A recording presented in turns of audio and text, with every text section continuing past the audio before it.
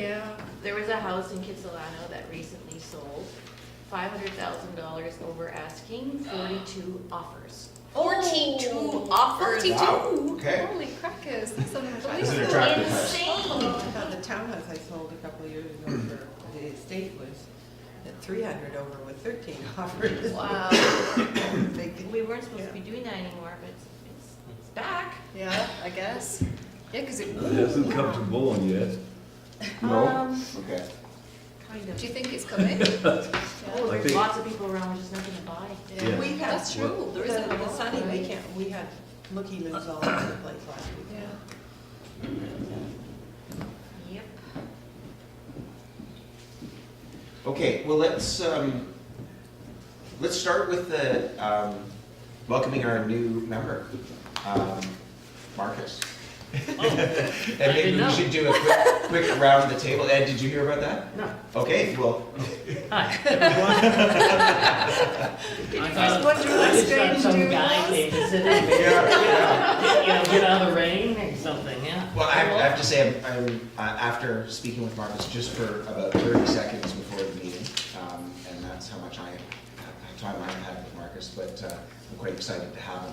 So why don't we just do a loop around, Maureen, you start, and we'll just identify ourselves for Marcus' sake, and then you, Marcus, feel free to say a few words about yourself too. So I'm Maureen Wilson.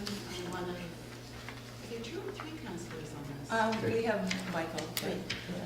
Second term councillor, the day job is actually the communications department at Douglas College. I'm Edward Walkman, and I don't have a day job anymore. Hallelujah. However, but before that, you Huh? were very instrumental in developing the brand. I was very instrumental, yes. We did all the research, or a good part of it. We did all the research, didn't we? On the Bowen branding, residential, visitor, and business. And I'm also the lead coordinator of the Neighborhood Emergency Response Program, and I sit on the board of the Hearth, the Arts Council. Marcus, who are We're you? Marcus? Yeah, well, I'm returning. You're going to go to the end. Okay. I'm Councillor Morse. I've been on council since we incorporated in 1999, and I'm an FCPA, so I like numbers and accounting and things like that. My background. And I'm Vaughn Culver, and my day job is I'm a realtor. You might have guessed from that conversation.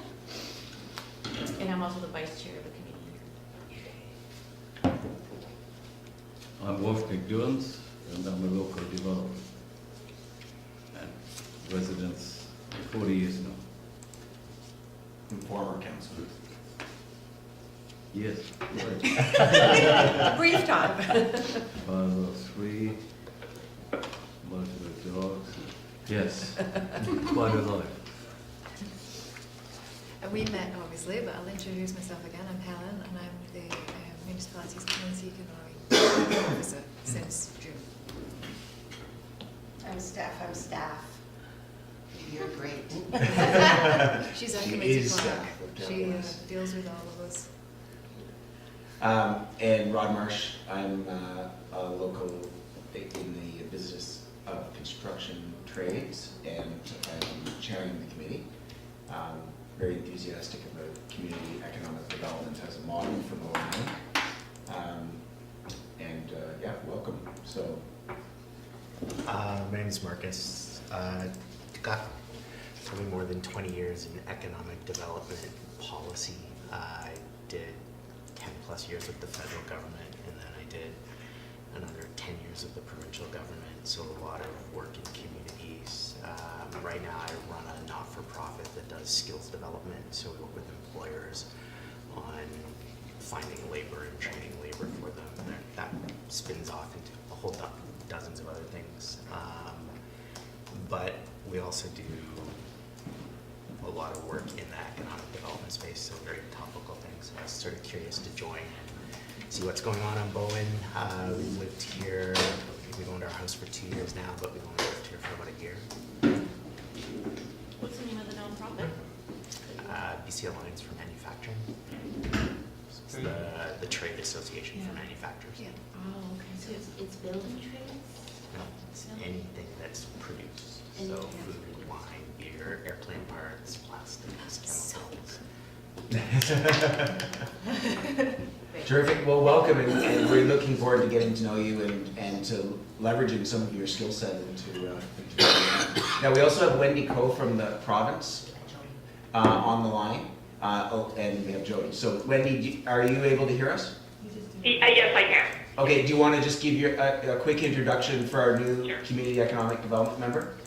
Sure. Hi, Marcus. Welcome. Yeah, I'm Wendy Coe. I'm the Regional Manager for Regional Economic Operations with the Ministry of Forest, Land, Natural Resources and Rural Development. So I'm the Provincial Liaison and Resource Support, I guess, for the Lower Mainland, including Bowen Island. And yeah, it's great to have you on the CEDC team.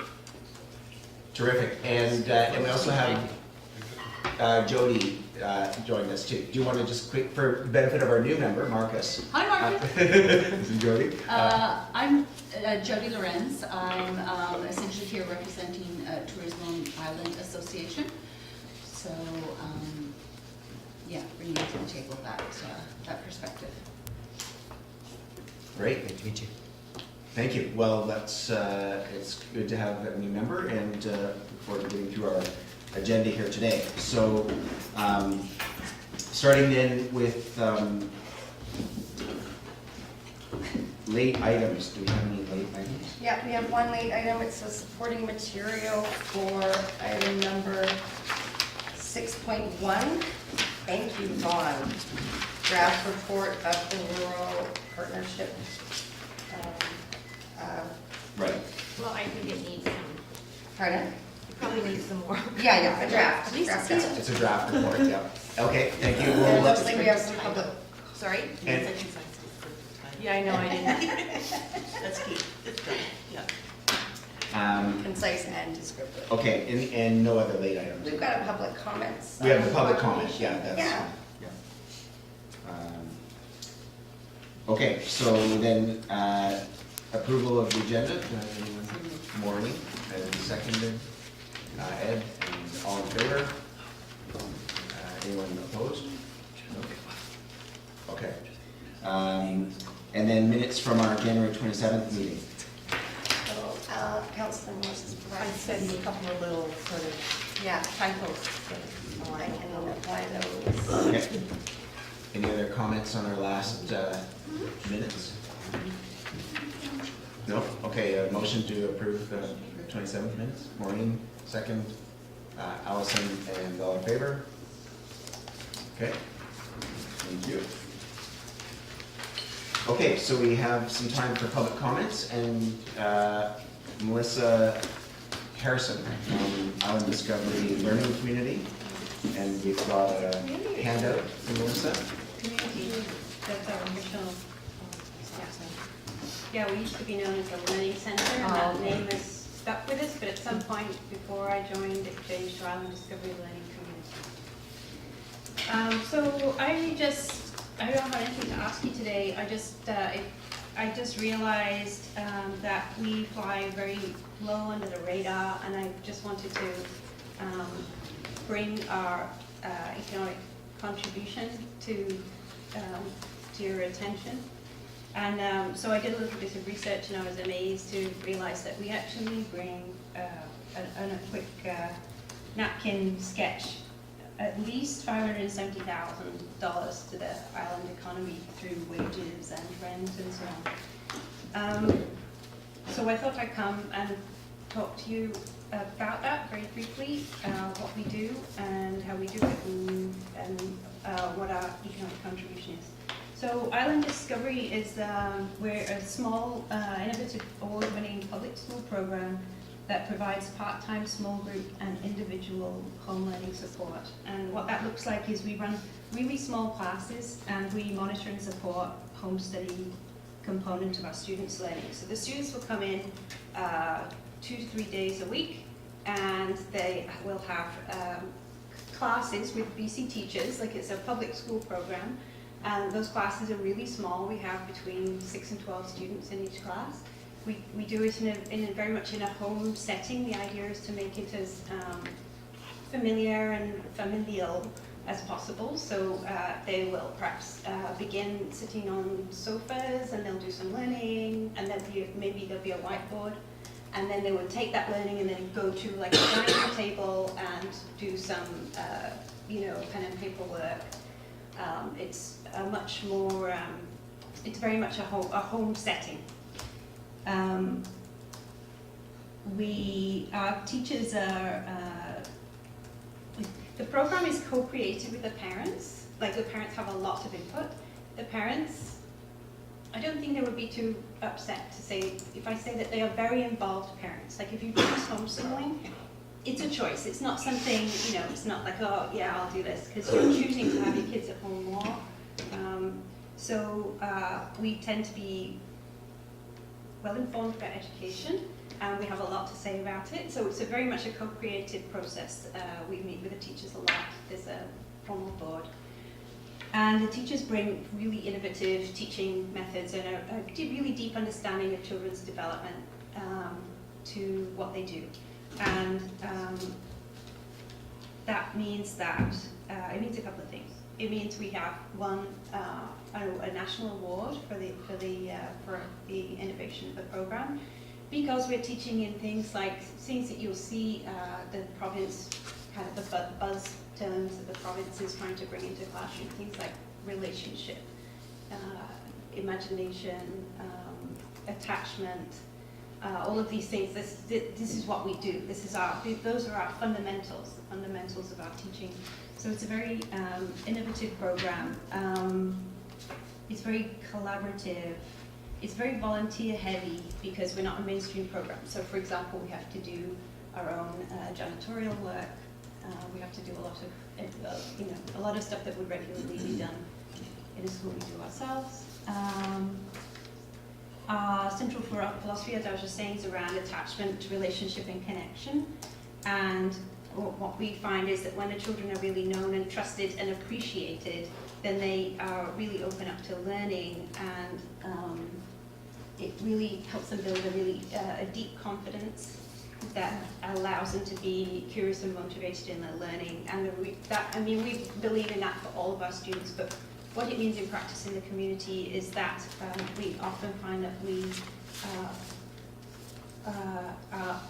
have some students who have struggled in other settings for various reasons, and in our setting they really thrive. So in a way, we are, although what we do is called distributed learning. That's the BC term for it, which is what they call home learning, homeschooling. But we actually are a de facto alternative school program for Boyne. Westbound doesn't actually have an alternative program at all, but at the very least, those students would have to leave the island to do that. So we're really small. We can't really say that we managed to capture everybody, but we do provide that alternative stream for lots of students. So we've been around for a while. We were founded in 2003. We've been operating for 17 years.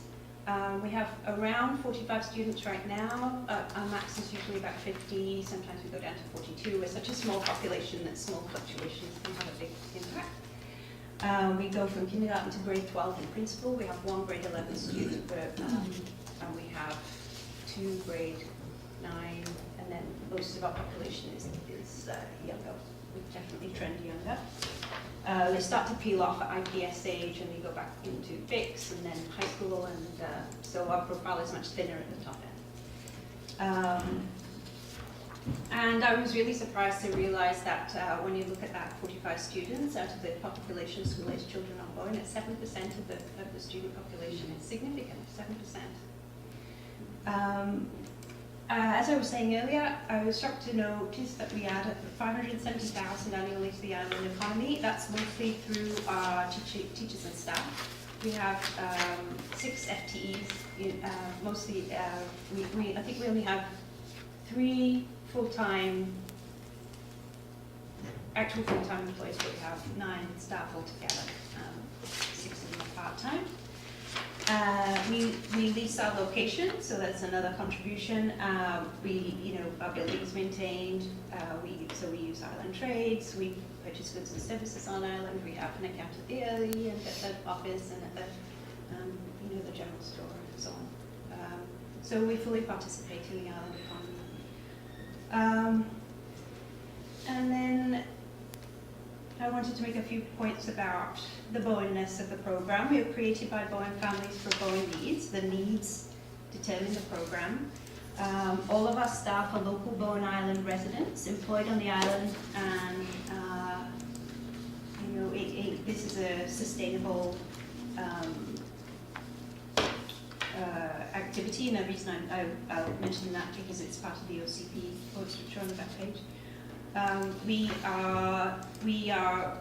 We add to the economic diversity of the island, which I know that at the moment, this is the other thing that brought me to talk to you, is because I was at council and hearing people talk about the need to diversify the economy away from tourism. So here we are bringing over $500,000 a year to the economy and not in tourism.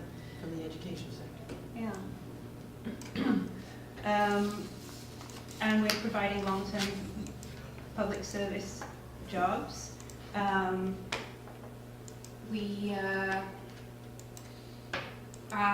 said our tiny but mighty model is a perfect Bowen scale rural life. We're never going to be big. Like, that's one thing, is we can't be big because our model is intimacy. So we're not a growing sector. We have no intention of growing, but we're looking for stability and resilience. Those are our goals in that regard.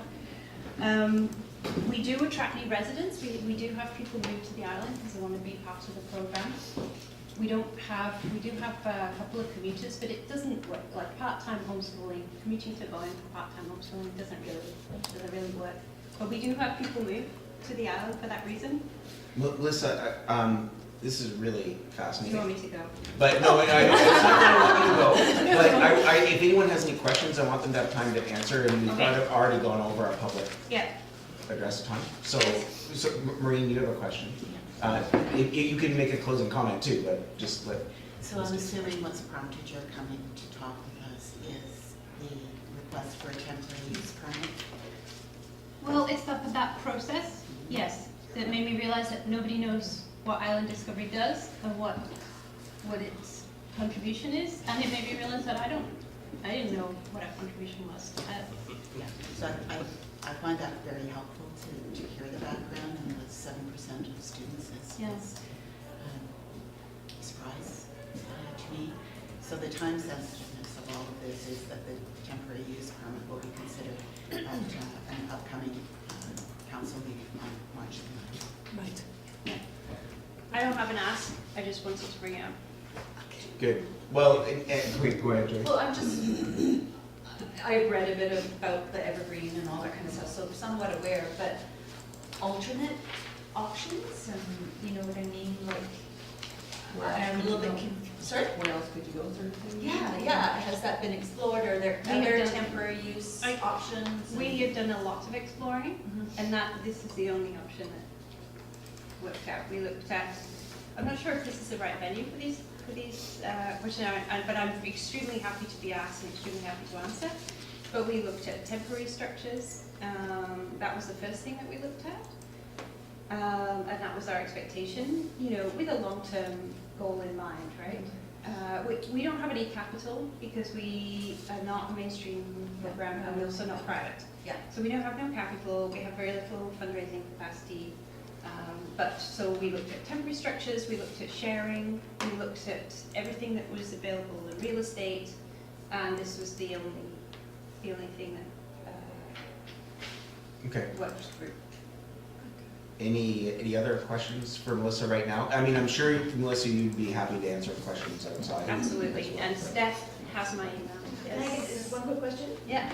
This point about that you're saving everyone taxes, that you receive less public funding for student and mainstream schools? Yeah, distributed So funding. it is publicly funded? Oh, yeah, it's a public school. Okay. It's a public school. And you run it on that money alone? Yeah. Okay. Yeah, We do ask. So students don't, they're not. They do, they pay $250 a year Oh, okay. to the parent account, which contributes to, Trips and stuff? not even that, it's like, Something to presume. no, it's like, we have a band pool, it's the parents, it's not the school, it's the parents, we have a band pool, so it contributes to the band pool, and it contributes to we pay a cleaner once a week, so we do all the cleaning during the week, and then once a week we have a cleaner come and do 3-4 hours, so we have it once a So week. how are you going to, you're going to purchase everything? Yes, no, we aren't going to purchase Evergreen Hall. An investor is, and then. Oh, and you'll lease it from them? Yes. Okay. Okay, well, again, if anyone has more questions for Melissa, I think Steph has the contact information. It really, my comment would be, not really a question, but it seems that education and something that's broadly accessible like this program adds to resiliency and diversity in our community. I don't see any question with that. It seems like it's very accessible. It's one of our growing employment sectors as well. So I mean, that's pretty important. And if Yeah. these guys are, as you mentioned here, if you're, you know, like taking us about 7% of our kids, then that's pretty significant. So that's, those two things are obviously in line with each other. So that's something that we need to just bear in mind when we look Right. at this. Okay, well, thank you very much for bringing it to our attention. Can I say two more things? Yeah? One is 7% of kids, but also I think the important thing is 70% of needs, 77% of needs. So it's not just the volume of kids, but it's where would those kids be, how would their needs be met if they have that? Yeah, absolutely. And then the one other thing is I was going to say, I put some OCP objectives on the back page, but there are a bunch of objectives also related to education and the role of education in the economy as relates to land use. Great, thank you very much. Thank you, Yes. Melissa. Thank you. Thanks, So, I think in the interest of keeping the flow of the meeting going, because we're running just a little bit behind, should we move the, Helen, your report up and just do that first? Because I don't think it really matters in our flow whether we do this business summit discussion now or afterwards. Sure. Yeah, we can totally do them. Yeah, absolutely. So if you need a minute to get ready, or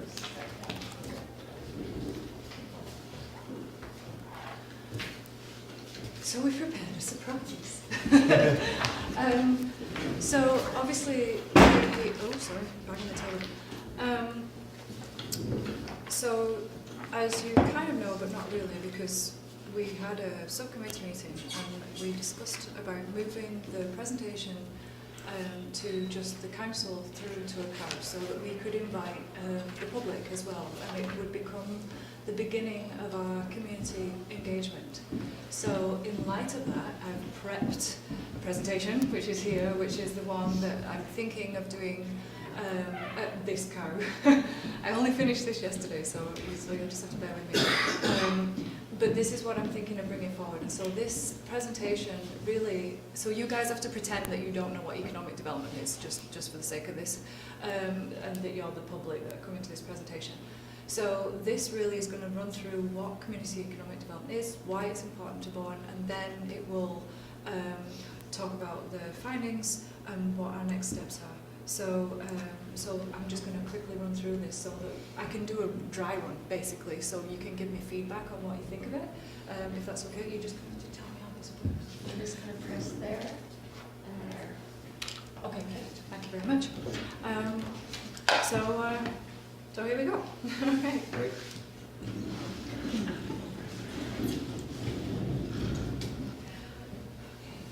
Hi everyone, I'm Helen Platts and I'm the municipality's Community Economic Development Officer.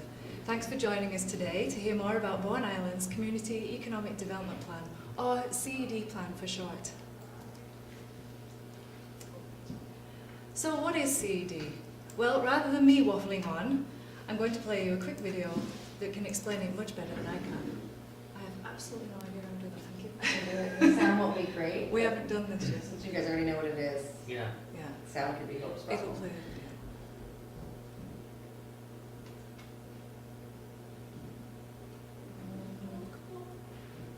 Is that one of the videos that we've seen before? I don't think I've ever seen this before, and it's obviously on the day will be much smoother. Yeah. Who produced it? It's from the CED network, so they're the Canadian Economic Development Network, and it's absolutely brilliant. Okay. Can you, do I have a URL for this? Do you want me to send you the link? Yeah, sorry guys. Sorry, Yeah. just bear with us. How long is it? It's 2 minutes. It's 2 minutes long. It's really. So this would be something for the summit as well then? Yeah, and we're gonna also put it on the webpage. So we're doing a CED. Sorry about this. We're gonna do it on the CED webpage. So we're gonna make a webpage for the municipality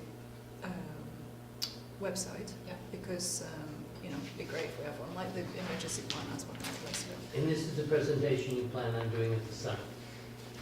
But the No. cow. The cow. Oh, the cow. Committee of the whole of council. Okay. Yeah. The cow.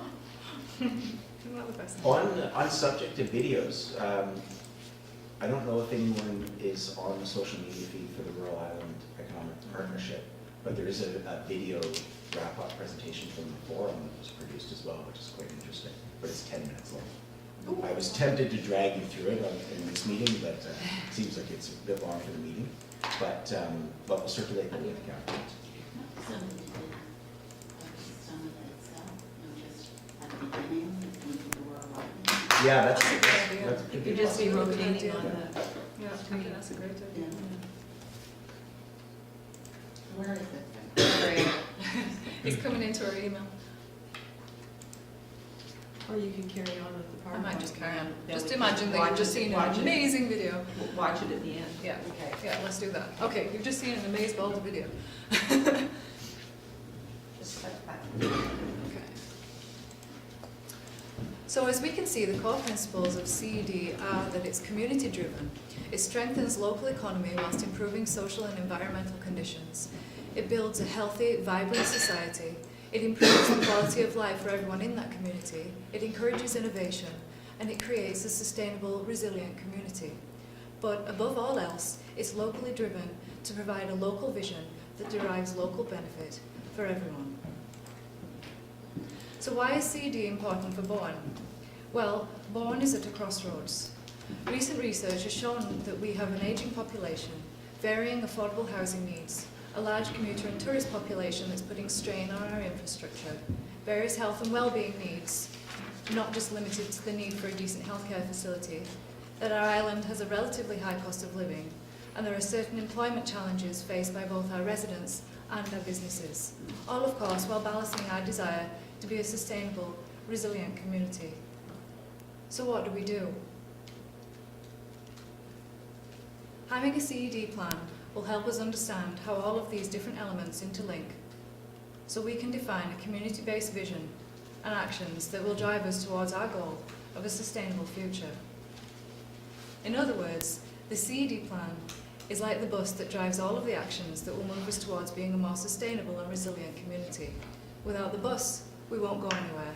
But without first defining our community vision, wants and needs, we don't have a bus. So what does the CED process look like? For Bourne, our CED plan process will be undertaken in 3 phases: research, community engagement, and plan completion.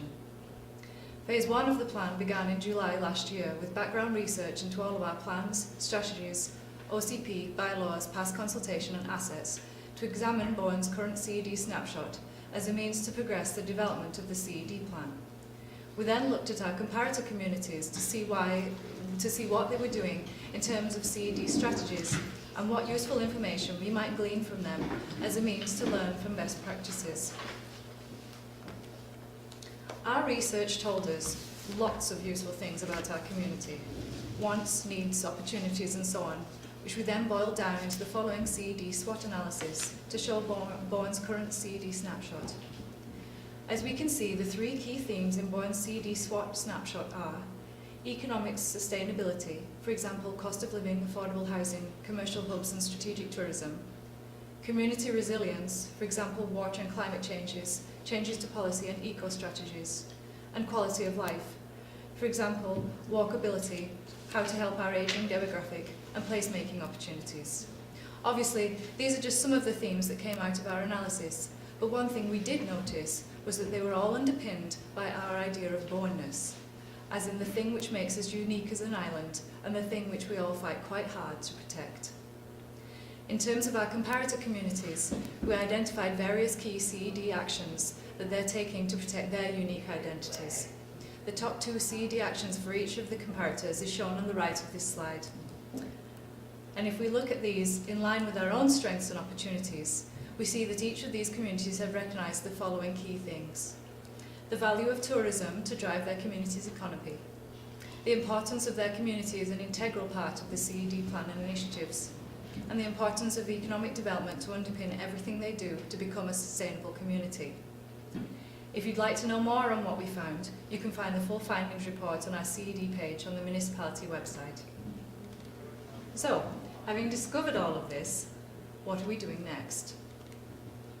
Well, we'll be using all of our research findings plus the information the community has already shared with us to start our engagement process as we ask the question, what kind of community do we want Bourne to be? Today is the start of that process so we can build our clear, shared community vision for Bourne's sustainable future. And that way, instead of driving around in circles, we'll be driving to exactly where we want to go. So we invite you to join us at our next event on April the 8th as we begin to define what kind of community we want Bourne to be, what that looks like, and how that impacts the key actions we take to get there as we start the process of writing a CED plan that is meaningful, actionable, achievable, and above all else, mutual, so we can achieve our sustainable future together. Thank you very much for listening. We hope to see you again soon. And now I'd like to open up the floor for any questions and comments you may have.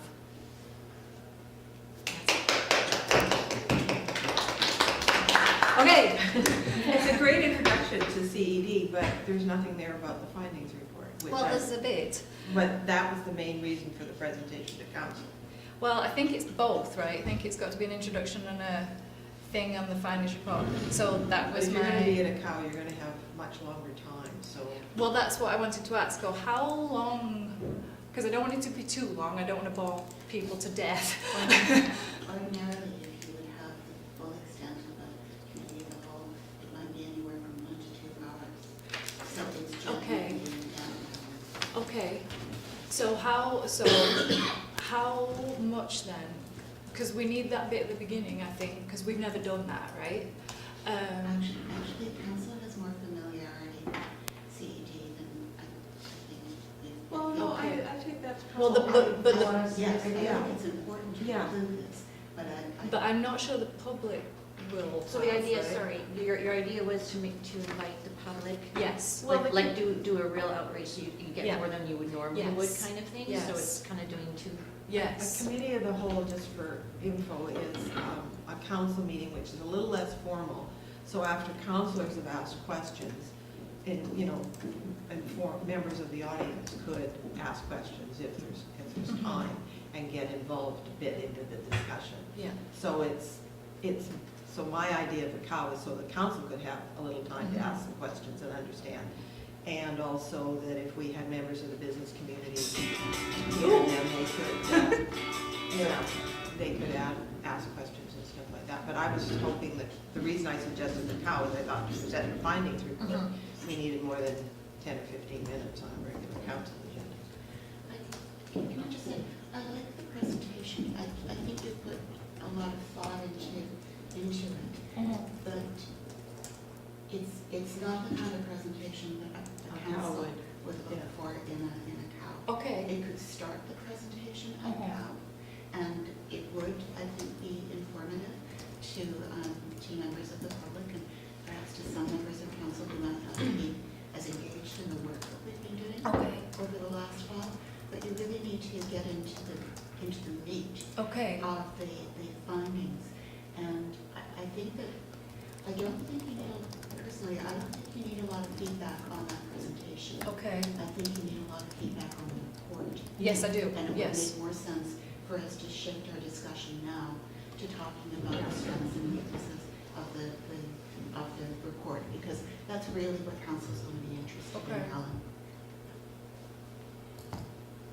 Yeah, I was gonna just say that to me, that seemed more appropriate for the summit, whereas I think you should focus on the counselors and get it, I mean, your report has a lot of material, so highlighting the key information that would then drive the discussion with council members seems appropriate for them. And I guess on that slide, the one thing that, when we're going forward to the province, you said we're an aging, but if, I think the demographic switched up into the maybe 40, more in the over 44 category than the previous one. But a demographic that always clued in when I raised it when we had meetings with the province was the younger family demographic. That's got to be brought out because that's what's going to attract people with younger families, and the worker element and everything else is it's a safe community for families and, you know, good schooling opportunities and everything else. But we've got more than I think the provincial average, and definitely more than the Islands Trust.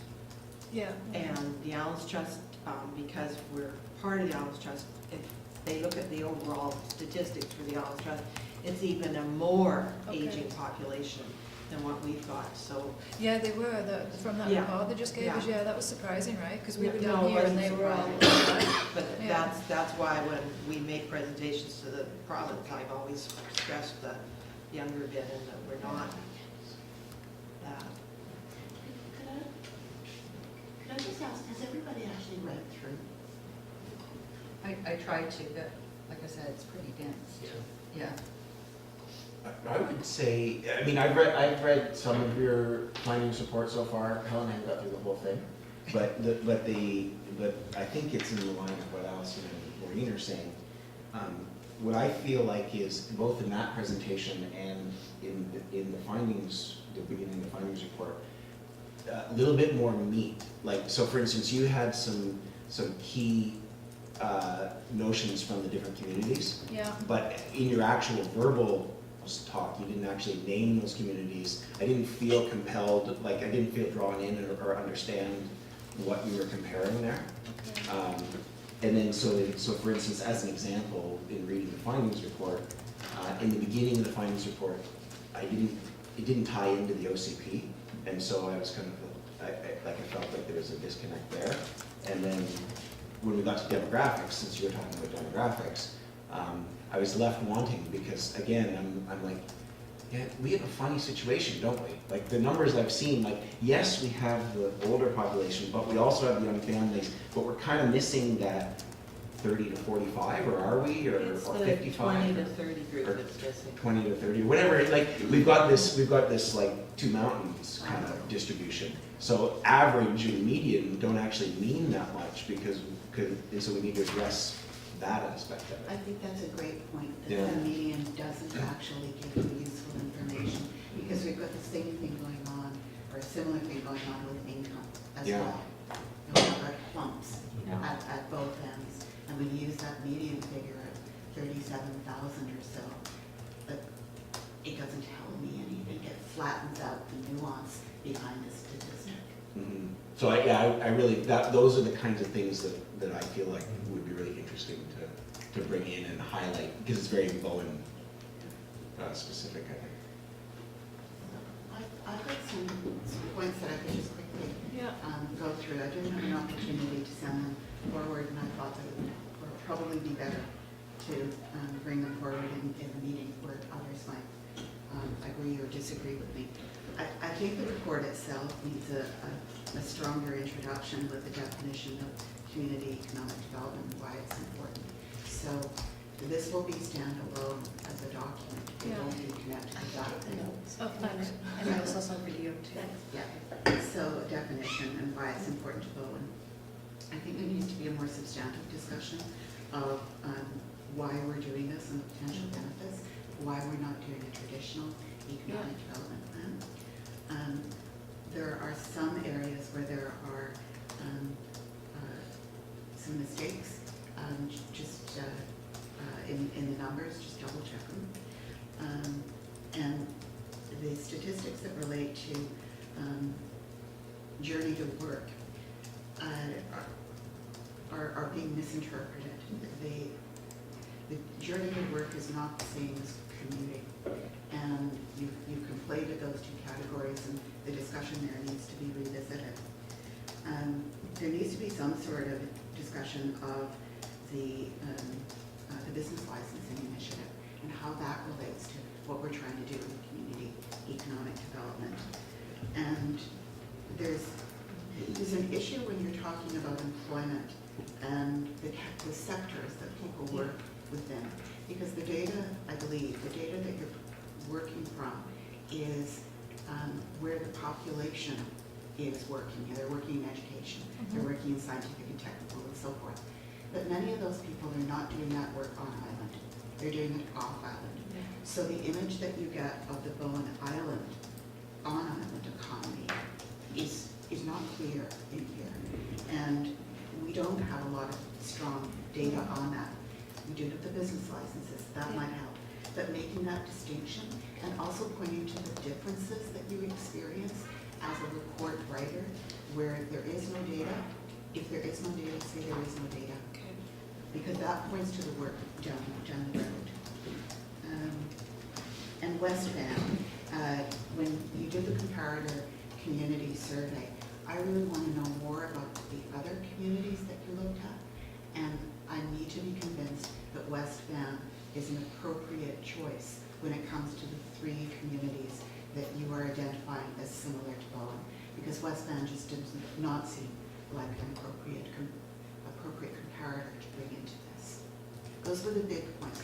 They're big, so they're going to require some thinking about this. Just on the West Van thing, I think you say in the report that they get funding through rural dividend. Yeah, they do. That's, I can't I imagine. can't imagine that. No, I don't see how that's possible. I would double Community check that. futures maybe, but not. Yeah. They do, they've got some rural dividend funding. I mean, How is that possible? well, because we've got a rural dividend too, that's No, how we I'm just- funded. We just got that, and it was a fight to get that. I can't imagine how West Van is Yeah, not because we rural were- in any way. We were left out because of being part of Metro. Yeah. They would not get it. It just, Well, I'll check, it's in their list, but I'll check. Yeah, check what that means, because I can't imagine, because Yeah. I tried to apply 3 years ago or whatever and was denied. Yeah. So I can't Okay, imagine how they I'll look would have again, gotten it's it. in their list, but I'll look. It could be a typo in their list, I guess. Yes. It's in their Yeah. list. You mean Oh, they've got a list of where they're funded from. so- in their economic development plan or in their Yeah. financials? Yeah, I would I'll check that, look, I'll what that, look, what yeah, that it means, could be because a that typo. seems odd to me. Yeah. And I sent you my feedback on both sections. One thing that we talk about face validity, there's a couple statistics that kind of hit me in the face, and they could be true, but you've got to be very upfront where they come from. For example, 71% of Bowen Islanders have a post-secondary certificate, diploma, or degree. Canadian average is 22%.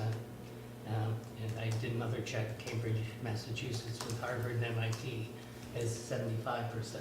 So that just makes me wonder, like, where I did think that? that census, It's census It's data, census you data, email but- me I think about we're just this. a very smart island Yeah, network. 75%? Educated. Yeah. Educated. it's in the census data. Is it Not really? necessarily wise Okay, or then smart, you but need to educated. put that there, because yeah, that that's, was a comment I had, there needs to be more, yeah, where did these stats Yes. come from? yes. So that the ordinary person who questions it can go Yeah. and look at Yeah. it, so Or- more in charts so you can go follow rather Yeah. than anecdotal guesses. Yeah. But there were a couple of those things that, in the 6% divorce rate, It's Annual actually life 7. Yeah. It's Right. actually Yes, I would have thought, Yes. for this That's island. too low. But those are, That's I mean, not- those are things that you have to be very careful of, because they immediately start bringing other Yeah. things into question. So Yeah, be, you're right. you know, when you have something like that, cite that right there. I will, Okay, you're right. thank you. But again, you're right, and I did check that, and it is actually 7, which is surprisingly low. My guess is that a lot of people don't actually get to the point where they do the papers, and they're just separated, is my guess, is what's Well, happening on Or both. they're not married in They're the not first married in the place. first place, They're it's not all married in the common first law. place. Yeah. But Yeah. yeah, that's my guess is what's happening, because obviously a lot of us know that we're kind of going, what? That can't be right. We know loads of people that have broken up, but my guess is they probably just haven't done the paperwork. Or they were never married to begin Yeah. with. They're never married to Yeah. begin with, Yeah. it's So probably. it's probably what's going on, and we just think But that com- that's the case. and- Common law is treated the same as marriage, so if they're No, and separated or divorced. There is actually a thing for that in the census, and it says what the percentage of common law is too. So what I'm saying, I'm not sure where this is, this figure here, but maybe you should put separated and married and divorced or whatever, you know what I mean? Separated. Sorry. No longer living together. Well, I don't know if we have that, you see. I don't know if we can break that out, because I don't think it's there as a stat. I Well, can maybe only if it's provide questionable or what's it's there. raising flags, Yeah, is it really that relevant? yeah. Yeah. Really Yeah, what we if wanna it know raises is married questions, people. it distracts Yes, from yes. from the report. Yeah. The other thing is proximity to Vancouver wasn't really raised a lot.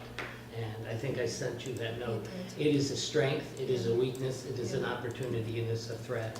And I think it's something that needs to be addressed quite in depth. Because Sorry, what was that, Edward? proximity to Proximity to Vancouver. Vancouver. I It's mean, all it's- 4 of the SWAT. Yes, it is. Mhm. And how do we, and the question is, as a local economy, how do we reconcile that? How do we leverage the strength to mitigate the weakness? So I guess pulling back, what is it that we wanted this report to do? Yes. And does it? Well, is it part of the deliverables in the grant? It's listed as, it's listed as a deliverable. It's not deliverable to the province. No, but it's a But it is step a in the grant. deliverable, and you get through that, and then you proceed to the next Well, I stage. guess from my perspective, what a findings or a research report is, here's the takeaways from the census data, all the data we've got on the island as to what people do, what they're doing, and maybe looking at, you know, what the state of the economy is now, sort of thing, and here's what we've got to build on, and then here's all the issues we've got to deal with in doing that, which is the SWOT analysis, and here's what's in our OCP, and here's what's, but I guess it's just purely fact-based. I mean, to me, there was an awful lot of what I felt was anecdotal, and my profession, I don't lean a lot on anecdotal. It's, you know, so. So this project's funded out of a government grant, The Rural rural dividend. dividend, and what's the deliverable for the project? the CED plan. The final CED plan. So it's 2 more stages away, so this is the initial, first of 3 stages. Okay, not having read the report, take this as you will. Go on the Work BC website and download some of the labor market studies, and it follows a similar path. And you'll see stage 1 is kind of like the stakeholder engagement piece. What's the lay of the land look like? Who are the players? And then it goes into a data market study, count the number of businesses, whatever. And then the third part's the strategy. So you'll see the format of how the reports are produced. And you can kind of see pretty quickly what is similar and what isn't. And you can sort of see what's missing. And then you basically copy the format, go try to find the pieces that you don't have. That's helpful, thanks. That's, Marcus, that's all within the, sort of the findings part of a. Yeah, I mean, the labor market studies have 5 phases, and you have to publish each phase separately. And like the 4th phase is strategy, and the 5th phase is evaluation. So most groups never get that far. But there's tons of examples of the first 3, and the phase 1s and phase 2 reports, I think, would give you pretty good examples of how you could draft the report and Well, and the one that Alison sent, the Islands Trust one, was really good, I thought. Just recently? Yeah, Yeah, I thought that was exactly. really good. So I thought that would be a good model, actually. I think I've got some labor data, I'm looking for it on the TransLink had for the major road network. They had, I was surprised at the number of employees we had working on island. They had that data, but it's probably come from BC Labor Stats, because I don't, they wouldn't have done a separate survey.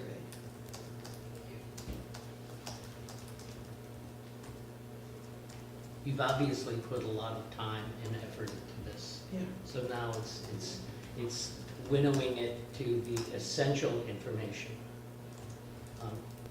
And more As you detail said- in appendices? Pardon? And more detail in appendices Yes. for those that want to drill down. Yes, exactly. Can I ask Maureen and Allison, how much on the radar of council is this whole process plan? Like is it kind of top of mind, or people like where are they starting It's from? not timely. Okay. So that's, the one thing that really hit me with all of this was the need to, I personally think, and I think we've talked about this, the importance of this plan to the community Yeah. is huge. We got $100,000 to do it, right? That's a big deal. It's a really big opportunity to do something very exciting, I think, for this island, right? And so I think that in this presentation, to try to convey that, that excitement that we are gonna, work like crazy to make like a really, engage this community and produce like a thriving, our goal is to be thriving, right? And it's exciting. So I think the whole, the first like mission thing or whatever the first statement is should really try to convey that, and that's the kind of spirit it should be started with, so that, this is not just another report we want to produce and shelve somewhere. This is, the report is actually a process. It's not a physical report. It's a process of where this island is going to go to thrive. And, we're hoping to really do something here, right? This is just the research findings, and then it's the next step. So this is like a 3-step process, which you showed, right? Yeah. I'm just talking about this whole presentation should be, or even this mission statement, right? Like, so what you're saying, Ron, seems like, because, and you said, Helen, this is sort of your notion of beginning public engagement. So we have a real opportunity as a committee to engage not just the business population, but the entire island population. And this is what Ron is saying. How can we do that with enthusiasm? Because once this phase is done, as far as this grant goes, the public engagement phase, then it's writing the report, which is sort of back inward again. Is that right? So the plan, the writing of the plan is kind of both. So the way that that's structured is that we obviously take all of this information, we take the information from the public engagement, we write a draft, and then we have to put that back out to council and the public to say, okay, we've got all of this is what we've drafted based on what you guys are saying. Is this what you were envisaging? Right. And so then they will give us feedback on that. So we do get to go back out to them. And then they'll kind of go yes or no, or this is what we want you to tweak, or that's kind of what we thought, but actually we were going in this direction. And then we make changes based on that feedback. And then we finalise it, and then it's presented back to them. So there is a little bit of back and forth there, not a lot, because we can't endlessly go backwards and forwards, otherwise we never get it finished. But that's how that process works. But it is mostly inward, yes, because we have to get it written. So yeah, that is inward. So the public engagement is key, and as I mentioned in that presentation there, it really is, it's got to be a local vision, it's got to be what the community is saying, this is what we want Bowen to look like. And obviously if we're saying we want Bowen to be a healthy sort of living island that's sustainable and resilient, what does that actually look like? What does that mean? So what are the actions that we take to get to that place? And that's what the CEDC plan is. So, Wolfgang, did you have a Yeah. question? One? I found the report actually quite helpful. It raises quite a number of issues which need further work. Well, I'm lost, and it has nothing to do that I'm lost has nothing to do with the report. We are working now in the second year towards rezoning for 2 or 3 major projects. And economic development is very important, but it's only one part of community development. So, very important, but one pillar. And I would say, as much as I'm quite appreciative of what we have, to look at community development without focusing on community development. What is our vision for Bowen Island to be in 15, 20 years? Because economy is very important, but it plays a role in community development. And the community development cannot be dictated by economic development, it has to follow. So, actually, jokingly, in a few late sessions we had, is well, maybe it's time for Bowen Island, it scares me to say, well, maybe it's time for a new OCP review to think, what will Bowen Island, what do they share in a common vision for this island? And it could be the worst thing we could ever, I'm just remembering how long the update took the Yes. last time, and we So- still haven't amended the land use bylaw to match the OCP. yes. that was Well, updated. that's a really good point, Allison. I mean, that's something that could be huge in all of this. That, you know, if we are looking, I totally agree with you. It isn't just about the businesses, right? It isn't just about the economics. It's about a thriving community, which includes, like you say, the whole plan for, you know, where are we gonna be in 20 years, right? Who are we and how are we gonna keep this, the Bowenness of what we, of how we continue. And, but that fact of that, like, to me, a really, you know, if this is gonna be valuable, then looking at, I think the values are in the OCP. I think the disconnect is that in the bylaws and things, they restrict actually allowing that to happen. So that would be huge if part of this process included the fact that some of that could actually be changed. Actually be changed, not recommended. Do you know what I mean? And that if you're looking at it in that single way, that we actually do, Okay, I'm just gonna be. we're open to changing some of our processes and rules, you know, that's huge. That's where you get real impact. Or it's part of it, you know? And there's a lot of people that like those processes and rules Hi, Wendy. because they serve a purpose. You need processes and rules. Well, you need What I'm them, saying that's is, a community if you have a plan, right? vision and you Governance have a is part of it. direction, can you actually, you know, actually change how you're doing Okay, it both Wendy and to make Natasha it there. happen, right? Well, I think that's, I think this plan is called Community Economic It is called Development. Yeah, Community Economic so I think that's where you're trying to go, is that the supporting of businesses is one way, but how does that all, it's so How does it circular, interlink, community yeah. event, so it's a huge thing you're undertaking, I think, right? And So, I discuss about the OCP and the bylaws and the fact that they actually need to be redone and they need to work together. yeah. Because the community has suggested that over and over again. Because they don't necessarily work, Yeah. sorry. And things so change too. They do change. The and our island goalposts are has changing changed, every day. and our right? demographics have changed, and so we need to make sure that we are fluid enough, that we can work with the changes, so that we do thrive, and that we are sustainable. And so that means that we need to recognize when we need to shift and be fluid and change. Werner and Vaughn raised good points though, because it's Hi, Wendy, I'm just gonna connect you. with economic Natasha. development is complex, right? It's very complex. So, like, I'll give you an example. Kamloops wanted to build out that they You guys were a both on that? tech center of excellence. Yeah. And they have a university that Okay. they have hundreds upon thousands of foreign students that were attending their programs. But they weren't keeping people. Right. So how do they keep people? They realized when they looked at their student population that a lot of people were Arabic or Muslim. Right. So then what was number one for their plan? Build a mosque. Right. And that allowed the students to say, hey, this community wants me to stay.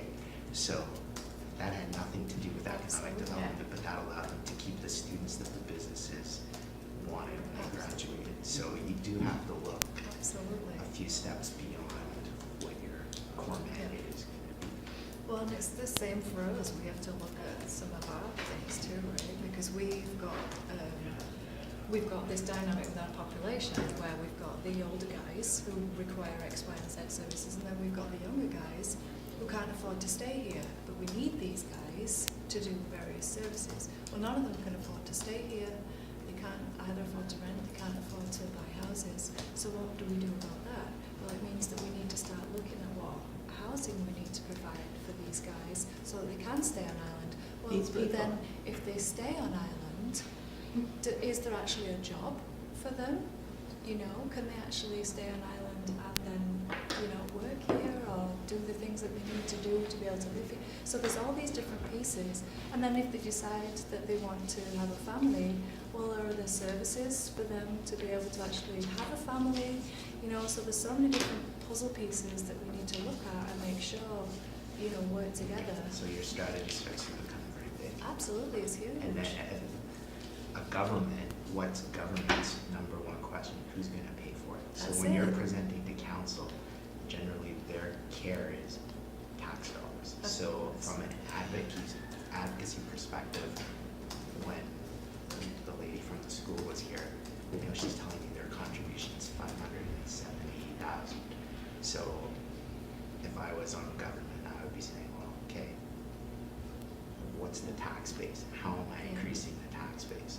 Then as a community member, you also want to know, hey, who donated $100,000 to the baseball team? Who donated $50,000 to the clinic? Because if those businesses disappear, you just lost all those donations. So now that you have a business licensing database, you can go out to the business community and ask those questions, because that will help tell your story as you move forward. Well, the irony is, having been here now for 40 years, for islanders for long decades, they didn't want to have anything to happen. That was the answer. We don't want to have changes, period. That is changing because a lot of those who didn't want to see anything changing, they die out. But nobody has come in the next generation and said, well, okay, we ran out of the phase where we don't want to see anything happen, but what, if anything, do we want to see happen? That question has really been asked, and no answers are there.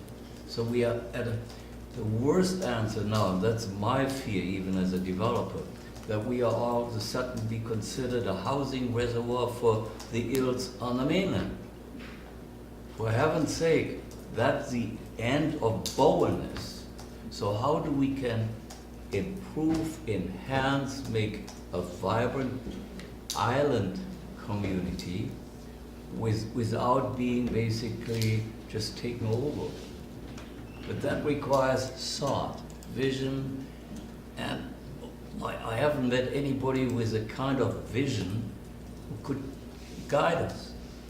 And I'm not thinking that I lack imagination, but I am stunned as well. This is a task way too big for us. That's, by the way, the reason why we haven't come forward with development proposals. This is too big. And just to tell, I'm 68 pretty soon, so I'm reaching the point of my usefulness. So we are reaching out. You say 60, you're getting younger. Okay. So we are reaching out to people who's, because if Wolfgang keels over, and my oldest partner is 95 now. So it's time. So who would qualify to take over, holds our hand and assist the next generation? So we invited a few people who know this business from the mainland. Without exception, they are all stunned by what this island is. And spoiled people. They know the world, what this is, but nothing is going on. They say, yes, that's a blessing. And then the next thing is, then watch out. Because right now, you have no defenses. As a matter of fact, now you invite us to come over, watch out. So now, those are the gentle people we approach. Watch out. So, I don't have an answer. All I tell you, OCP review is maybe not the best thing, but maybe we start some kind of a visioning process where the Bowen Islanders admit either that they don't know, but what they want, what they are fearful, they have a way to communicate that. Well, maybe we can do part of that through the engagement process for the community economic development. Yes, yes, because that's... And you have to be careful with that, you know, because how to engage with people in a meaningful way that actually doesn't just And result also- in a standstill, because Or gets, you can't get people, you're not gonna get the whole island to agree you've on got to get the anything. broad input too, so that was my question, Yeah, on community I mean- engagement. If you're going to go back and forth to them and consult with them, is the group that you're consulting with a broad enough spectrum that they'll have the community buy-in to the end product? Yeah, Or is so it it's going more to like be- key people who do represent, you know, groups of people, whether they're formally Yeah. recognized or not as So an focus groups. organization. But, yeah, I mean, I love the idea that the community is in charge, and that the community is gonna produce what, you know, what this plan will be. But I think you have to be very careful. You know, you just can't put 1,000 people in a hall and No. expect it to be very useful, right? No. So, But if this process drove another process, which is creating a community vision, Yes. that would be incredibly valuable. We've been dancing around. Well, we have a community vision written in the front of the OCP. Yeah, but It it's, has to be embodied, people have Yeah. to, there has to be a process for Yeah. this to go. yeah. Because I thought there was a process that went through with the last OCP. I'll have to go back and look. You did, That- it's actually in the LCP, it tells you how you guys did it. But It's- developing the vision that was Yes. in there. Yeah, it is, yeah, it is, I read it. It was good actually, the way you guys did that. But the other thing is that there has been significant turnover Yes. Yeah. in the population. You know, that mobility results in a very different. Did you address that in the stat? No. Say that again, sorry? There's one census data stat about how long have you lived in the community. No, that's a good point actually, I meant to put that in. and I Yeah. forgot, so let me write that down, thank you. And we've talked about the struggle we've had all along is that there's a segment of this of this island, population of this island, an important segment that we have not been able to tap into Yeah. from a research point of view. We can't get them to groups. They don't seem to respond that much to surveys. And, you know, I would really like to know what the people who've lived here 3 to 5 years, who've come here in that period of time and have young families, what really drives them? Why are they here? What keeps them here? What do they want to see in this island? How do they want to raise their kids? And we just haven't been able to tap into that. Well, I have a little gut feel, having a kid that's looking for a place to live, and it's all called dollars. Yeah. They want to live where they are right now, but they can't afford it, so they're looking further out in the valley. And here, it's, you know, if you've grown up in the west side of Vancouver or whatever, then being over here is better than going to Pitt Meadows. Right. Yeah. That's why I came here. Yeah. Because But well, does that- anecdotally too, though, I see a lot of new people coming here, and often if they're younger, it's because they are considering, either they have little kids, or they are considering starting a family, And you can get a, and they're like, they can get a house, but it's more than that, it's much more and than it's that. safer. Because Safer, they and love the environment, consider it a healthy, really healthy place compared to the city, to live. Well, yeah, you're Okay, so totally- let's not go any deeper into these We're getting into the specifics right now. animals, yeah. What I'd like to propose is, well, actually, maybe a short session of my own, but in the engagement strategy, Yes. because this is what we've been dancing around, is who are we going to engage, what are we going to engage them about, right? And so I'm assuming that there's something in there already.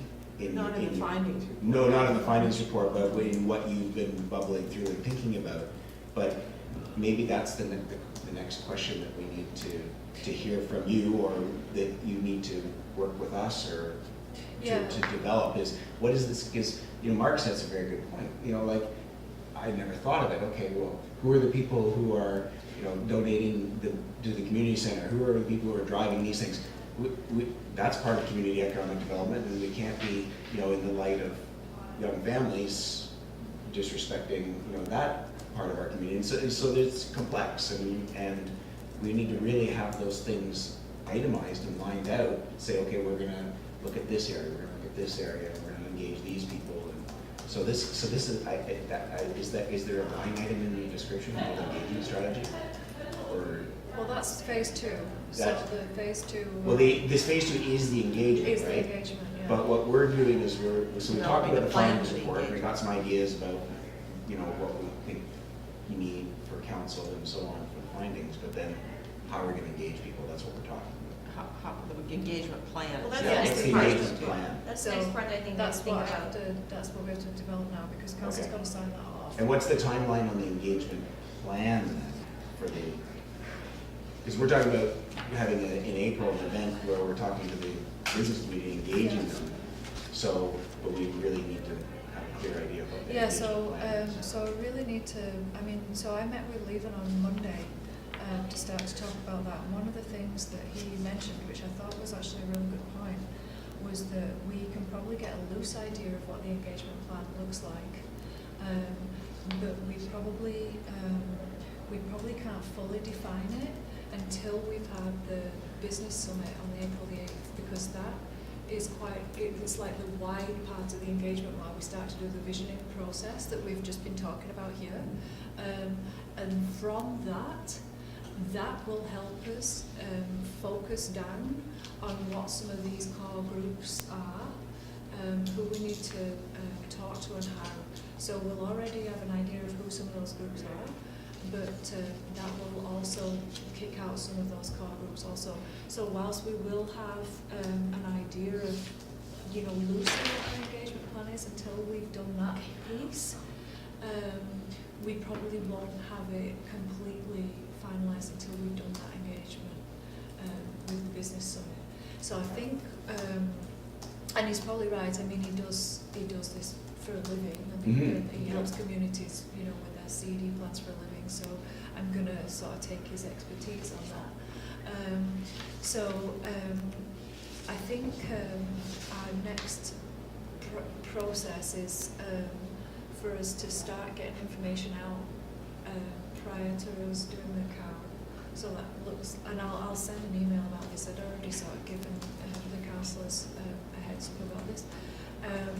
We need to get information out so that people are aware that we're even doing something.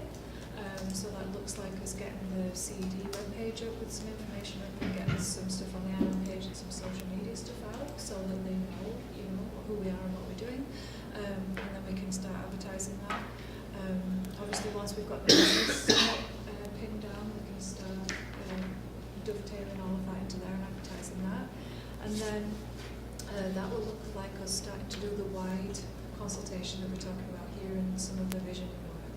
And then from there, then we start to do more narrower focused workshops with key groups of people. And we will either, I think, invite people to come to us, or we will go to them, because as Ed has rightly mentioned, there are key groups that are notoriously difficult for us to get hold of. And so that means we have to go and talk to them.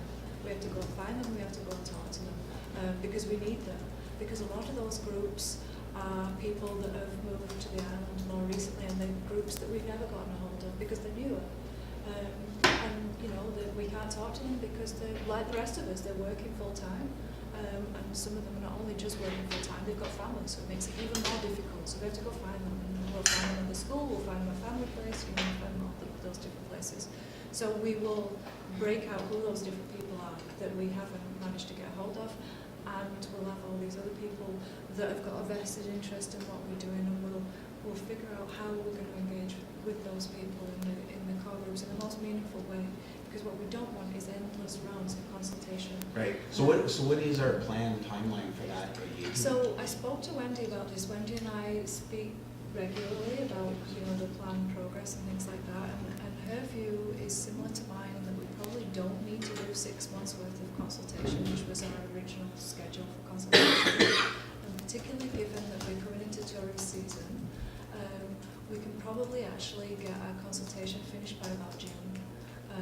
And that will mean that we're not heading into the busy tourist season, so it means we're not trying to get a hold of people when they're wanting to go off doing touristy things. It means we're not trying to bug our hospitality businesses, you know, when they're insanely busy.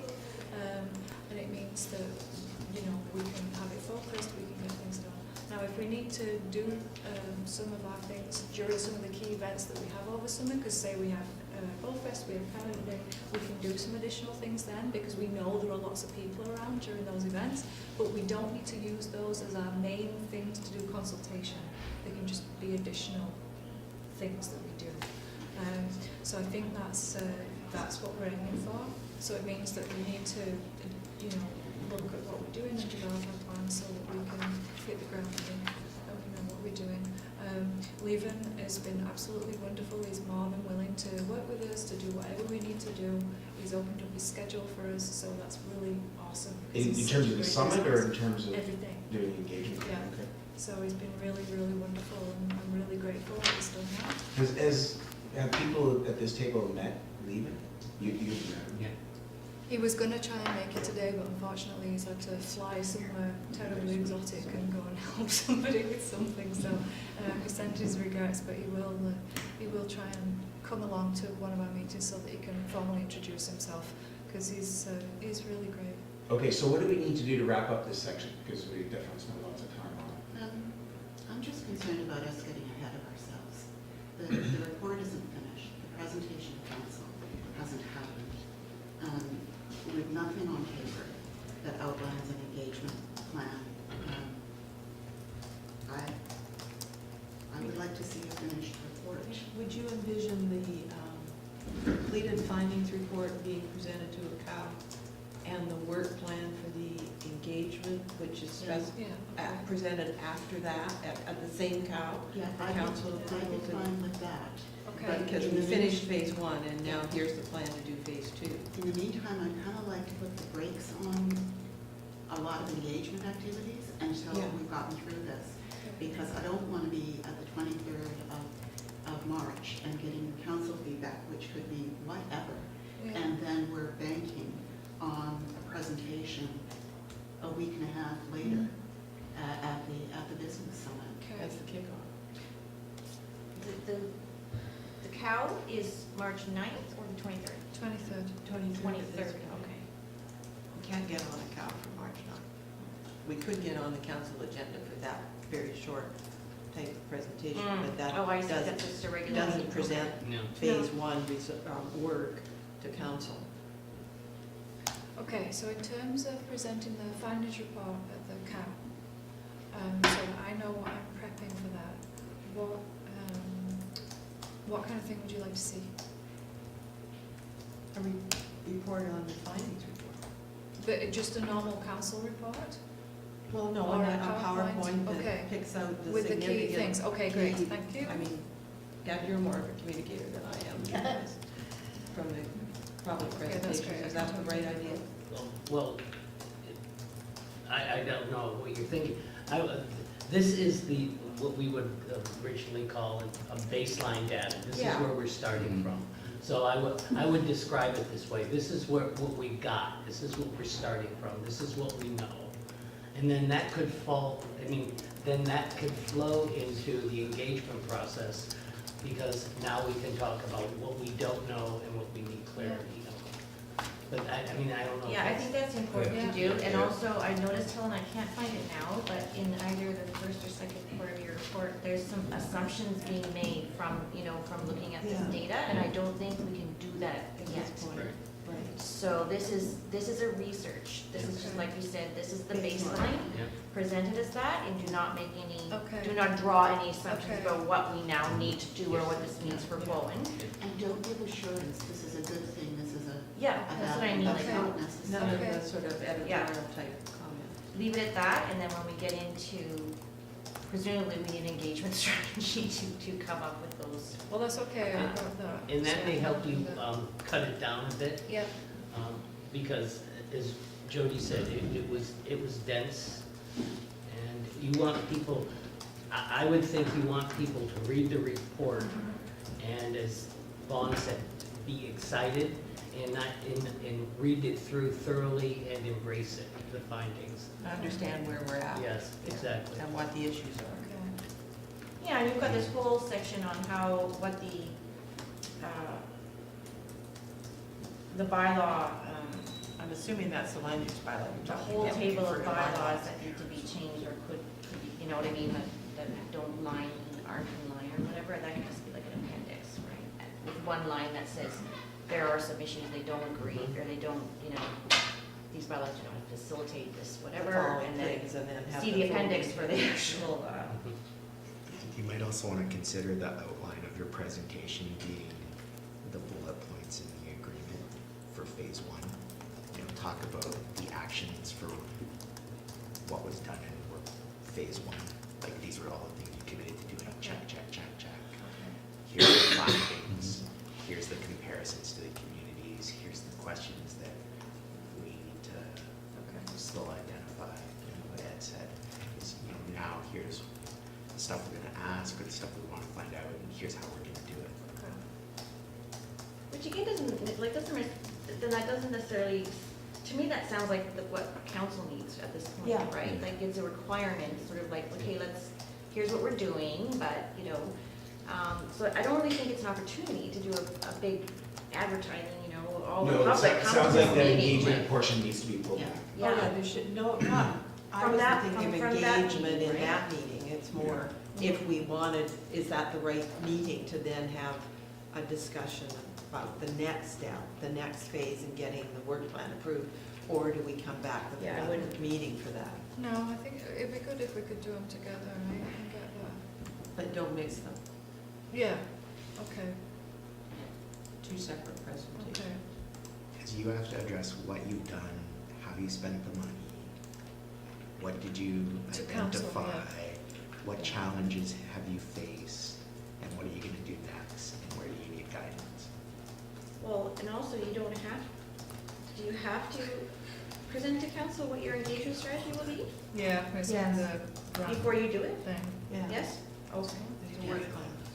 Oh, And that's where I'm having some trouble with the first part is sliding into the second part yeah. without the They big need to clear be- line Yeah. between the two. Well, and I have already talked to Lehman about, he's gone now until the 7th of March or something, Yeah. and I'm gonna get, feels like I'm gonna get back together with him because he does have a lot to offer. And he's from Europe and he's done a lot of community engagement work, and so, but he's here. And, But so I think to inform this whole engagement process, we need to do some outside committee work to oh, yeah. push that up. Well, okay? but if we're gonna do the work plan for the community engagement, I would present the findings report as a totally separate PowerPoint document. Okay, Have the discussion on that, Yeah. and then, Okay. and if everybody seems comfortable, okay, then here's our work plan for phase two. Okay. We're signing off on phase one, and then here's the work plan for phase two. okay. And, We need an engagement strategy before we go to our summit, don't we? Yeah. well, that's the first, that was the theory, was that would be the kickoff of the Yeah. engagement strategy. Yeah, but again, I'm gonna talk, Lehman is said he would really help with this, and he's facilitating it, so we just didn't have a chance to sit down and talk. So if we want to do the start the engagement with the summit, then the March 23rd Well, I just council wanna, meeting I wanna is have a the time to conversation with get him, the- kind of go, like, yeah, like, get some more detail on what that engagement strategy might be, so that we can use this event in a way that is, you know, very valuable, right? This might have to change this program a bit. Sorry, Stef. The moving target. Sorry, I missed the bit. What are we changing? The program might have to adjust a little bit. Oh, that's fine. Yeah. Wolfgang's had. Yeah, Well, yeah. the engagement processes are very valuable, but what other questions you will ask? Well, that's To what have we're people. trying to define just now. Yes, today or because, Are we finished with the findings or anything? Can I, I've been Yeah. wanting to say You know something what, for like a half hour. I'll call you when we Okay. get together with David, Yeah. because, you know, Okay, if you wanna are we, be part of let's the get back to the conversation, that'd be findings great. report. have fewer questions and be exhaustive in you probing and probing. Have you Otherwise- met in person? Sorry? Have you met him personally? No. Okay, so it'd be really good for each of you to know each other too, yeah. Yeah. Okay, Jody's Jody, gonna- you got a question? Yeah, like I said, I mean, I kind of know what's going on, but I have to say, just generally speaking, there's a lot of stuff in there and not necessarily easy to digest. Yeah.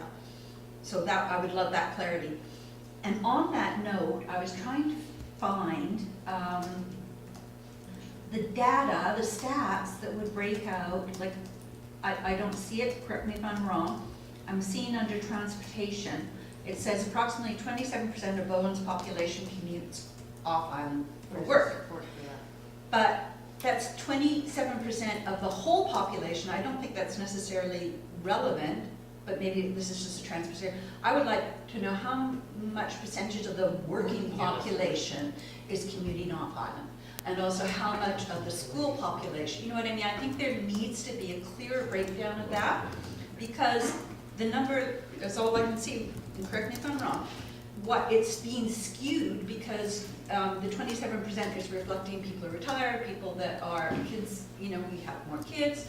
So I'd like to have real clarity on those really key points that are relevant to setting the situation of our population, how many people commuting off work, how many people, I don't know how many people are of the working population work on boat, you know, those kinds of things. Really have that broken up. Like I said, there's so much stuff going on, but please, in like an executive summary, these are the key stats. There is a stat that says where you work from the census data, I think, whether you work in your own community or commute to another community. Didn't we just fill some surveys around that for, I've been filling out all the surveys. Oh, that's the muni These survey. ferries, the Yeah. muni. Yeah, the Muni one. I The haven't Muni- done Those the questions ferry are one. being asked I somewhere. haven't The done the Muni ferry one doesn't actually reflect the whole population. I mean, the census one doesn't either, but the census one is more reflective of the whole Well, and population. it's than an the easily public, Yeah. Well, there was another survey It that I was the did see the results municipality for one, it was recently. the island survey. But then how many people filled it out? well, it's, Not very many, that's what I'm saying, it's not Yeah. So reflective. therefore you That's- can't rely on it. and it's right? a self-subscription rather than a, Yeah, because we don't know how many people on Bowen actually work, and where do the they other work. stat we don't know. The census data tells you that. We don't know how many people come to Bowen to work. How many people come to Bowen? I've got this statistic that I. How many houses have been built recently? We you know, know? we've got that. Is this in here? Yeah, Yeah. yeah, it is. But yeah. where did that data come from? Is it from Yeah, building from our permits? stats. Was it occupancy permits or building We've got permits? both. I mean, all that needs to be It's in there. clarified as to where the data. Because to your Yeah. point, Wolfgang, because I just wrote a historical article about, a bit of a historical article with the tourism slant on Bowen. The population of Bowen in 1970 was 300 people. And when the Blackball Ferry was established in 1956, the people that were launching the ferry said, and we hope this is the start of Bowen becoming a neighborhood of Vancouver. So there's always that pressure, as you point out. You know, our proximity to Vancouver is a blessing and a curse, and how do we want, what are the opportunities, where do we want to take that? And it has been housing that has been fueling more people coming here, and it's a little bit cheaper, you know. So I'm still maybe not necessarily getting clear, and this could be me, getting a lot of that stuff that is also, I think should also be included in here. Okay, so as far as your comments and all the comments we've had, and the March 23rd committee of the whole meeting. Our next meeting would be when? March 23rd. March. We're also on, oh, because we're Oh, on the the day morning as well, Yeah, the day yeah. before. So can we Does that offer, make sense? can we offer to you, well, either we can move our meeting up and discuss it in our meeting, or probably better yet, have an outside of our regular meeting with you, where we have our own committee of the whole meeting And a dry run. a week Yeah. before? Does that make sense? That's the counselors and ones who, It's like, are you okay doing a meeting the week before? I don't know. like, could we ask Helen to help us schedule, or Stef and Helen to help us schedule a Okay, the- non-official The agenda CEDC cutoff meeting? for the report, if we were on March 23rd, for the document, Right. is the Wednesday before, right? No. That's to actually have the physical document. Oh, so then you'd want to do the next meeting on March 9th? It's the. Well, how about the next meeting? The next Monday. 16th? The cutoff would be the Missed the 13th. cutoff. you But could that's to get on the agenda, Yeah, it's not to get on actually it and provide then the do it. I document. have to give So we're back to the documents then. 16th? Oh, okay, because I've seen other ones where the documents come in. I have to give them the documents. I wonder if we explain what's going on, she might be able to agree. Well, I So can the do- 9th is a big day for Allison, you've got COVID and Yes. a closed and a regular council meeting on the Oh, 9th. why don't I get into March rather than February, that would help. I could do the 10th, The 10th? maybe. You mean, we're on Mondays. I also should just Or mention, guys, that I've got lots of deadlines for the community centre, because our deadlines are coming up for that too, so I've just got to remind you guys, because I've got my But other you job. have to have this written So, findings report anyway. So, I do. so what we're offering to do, I think, is to gather for an hour. but I've to got to also discuss- do my presentation now. What's that? I've got to do my presentation too, and Yeah. I've got to prep all the stuff for the website, so Right. I'm going to be a little bit busy. Well, What I when would do No, what we're Have that saying is, do ready you want by- some feedback after you do your next version of it? Yes, I'd love that. Okay. What I would really love is, I think we've Yeah. got most of your points, but Yeah. if you guys could email me your key sort of points Yeah. that you would love for me to include for the report and also for the presentation, just so that I've got them and I can make sure that I do have them, because I really don't want to miss them. And you've given me such great feedback today and such really helpful points. I really want to make sure that I capture all You of might just want that. to watch the video, Helen. I will, Like, but, seriously, because I don't know now if I could go back I and can't remember what I said re-articulate 5 all that. minutes ago. And um, Steph's got it, she's on it. Steph's she been writing. is, but, but you wrote stuff down though, right? You did write it down. Okay, well, I'll email you a couple points that I have. Thank you. I But if think there's what just we're trying to say is anything we're that- offering to have No, yeah. a Thank dry you. run for the presentation. That would be amazing. So But if you've got I, to tell us, so if I've got to get it to Hope by the 13th, then you can't do which dates, Maureen, did you say? You couldn't do the 9th or the 10th? I certainly can't do the 10th. Okay. If we want to do something on the morning of the 9th, Got COVID. yeah, I can't do that. What, how is everybody fixed for Well, the maybe 11th? Because we're gonna hear the presentation. Yeah. Maybe the rest of the committee or whoever is interested. When you're ready, just send out an email, and with a couple of days, we'll find a time. Okay, and if you guys are available on the dates that we send, then that would be awesome, because your feedback is great, it's really valuable. Does We've that had give the you code- enough time to make revisions I before think you so, pass it yeah, on? I think so. The Well, I'm 9th gonna have to have it ready for her the anyway. 9th or 10th Days would later. give you a Well, couple or of days even the for 11th, revisions. if you're around.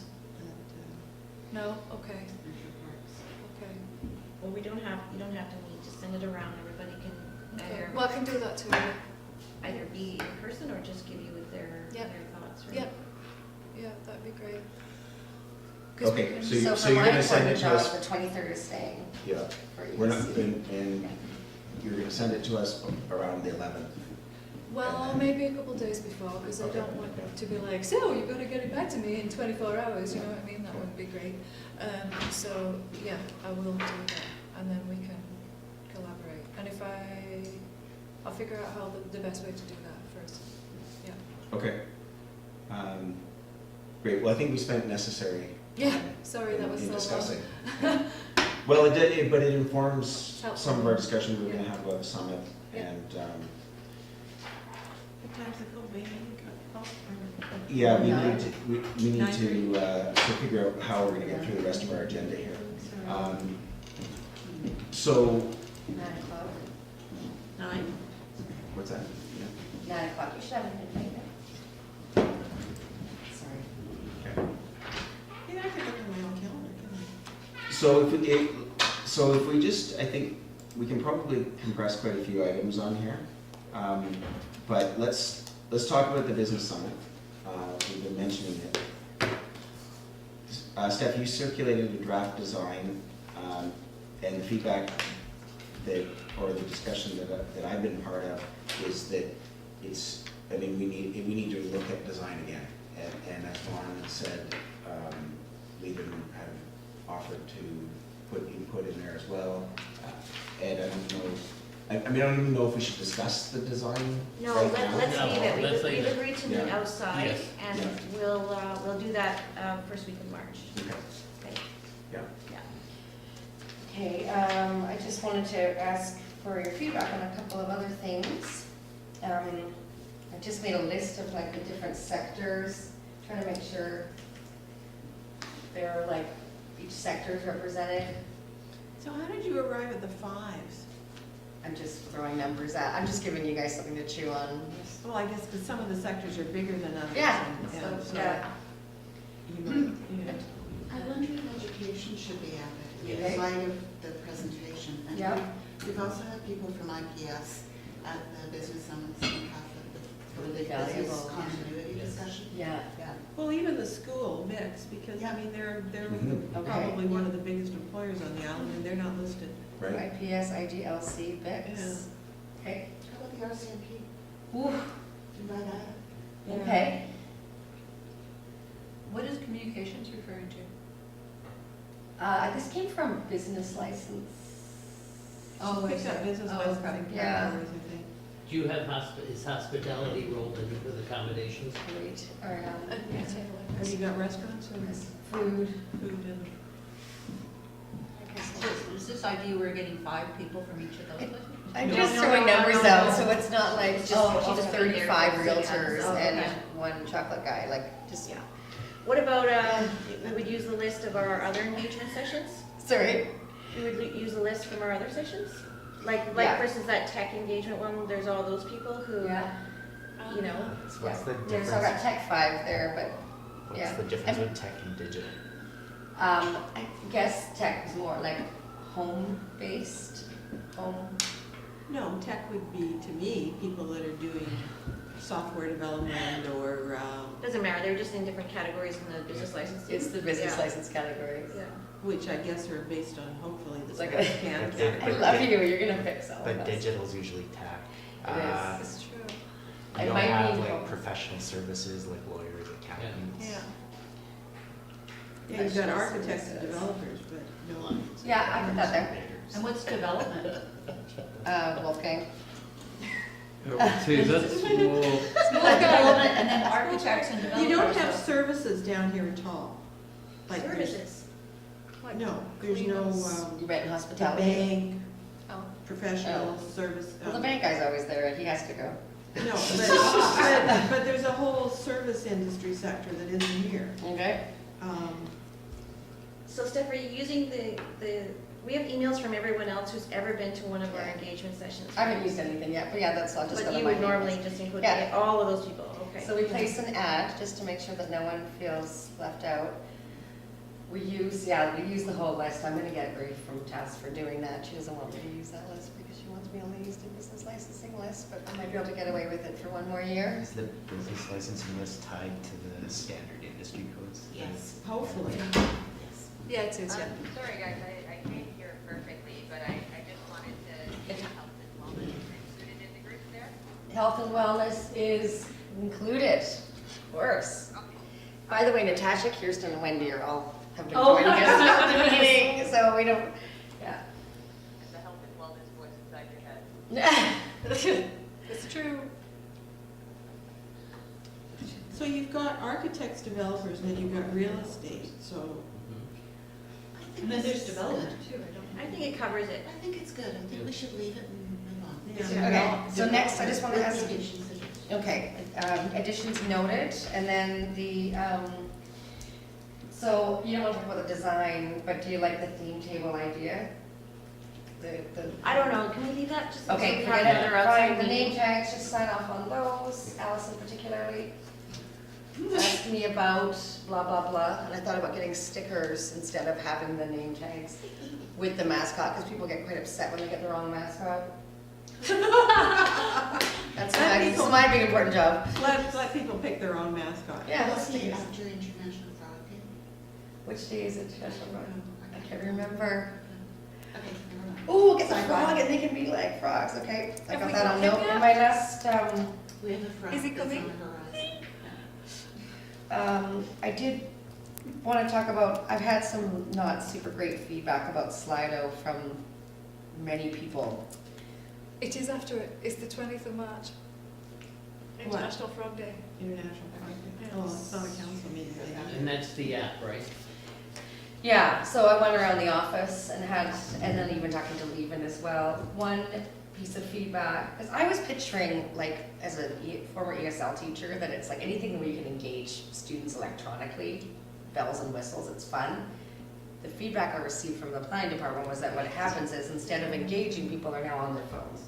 Yeah, So And this it was is, the opposite of engagement. what That was was the with purpose slide. of using this? We were trying to, people were Fun. gonna post comments up on the screen and Real they'd time. be asking questions and stuff. Just Well, another- Kirsten suggested She's it, here, yeah. saying that she'd seen it in action, it was actually quite, I think, effective, but I personally think we need to, first of all, our program is still too chaotic, it's too much. And so we need to hone it down, and I'm kind of the view that unless we're very, very clear that this is a very easy technology for everyone to use, and there's no chance of glitches, which never is the case with technology, you just add too much, it really disrupts the program if you are dealing with technology. At the Council of Councils on Saturday and at school, we used Mentimeter as an option, and that was very simple to use, I think.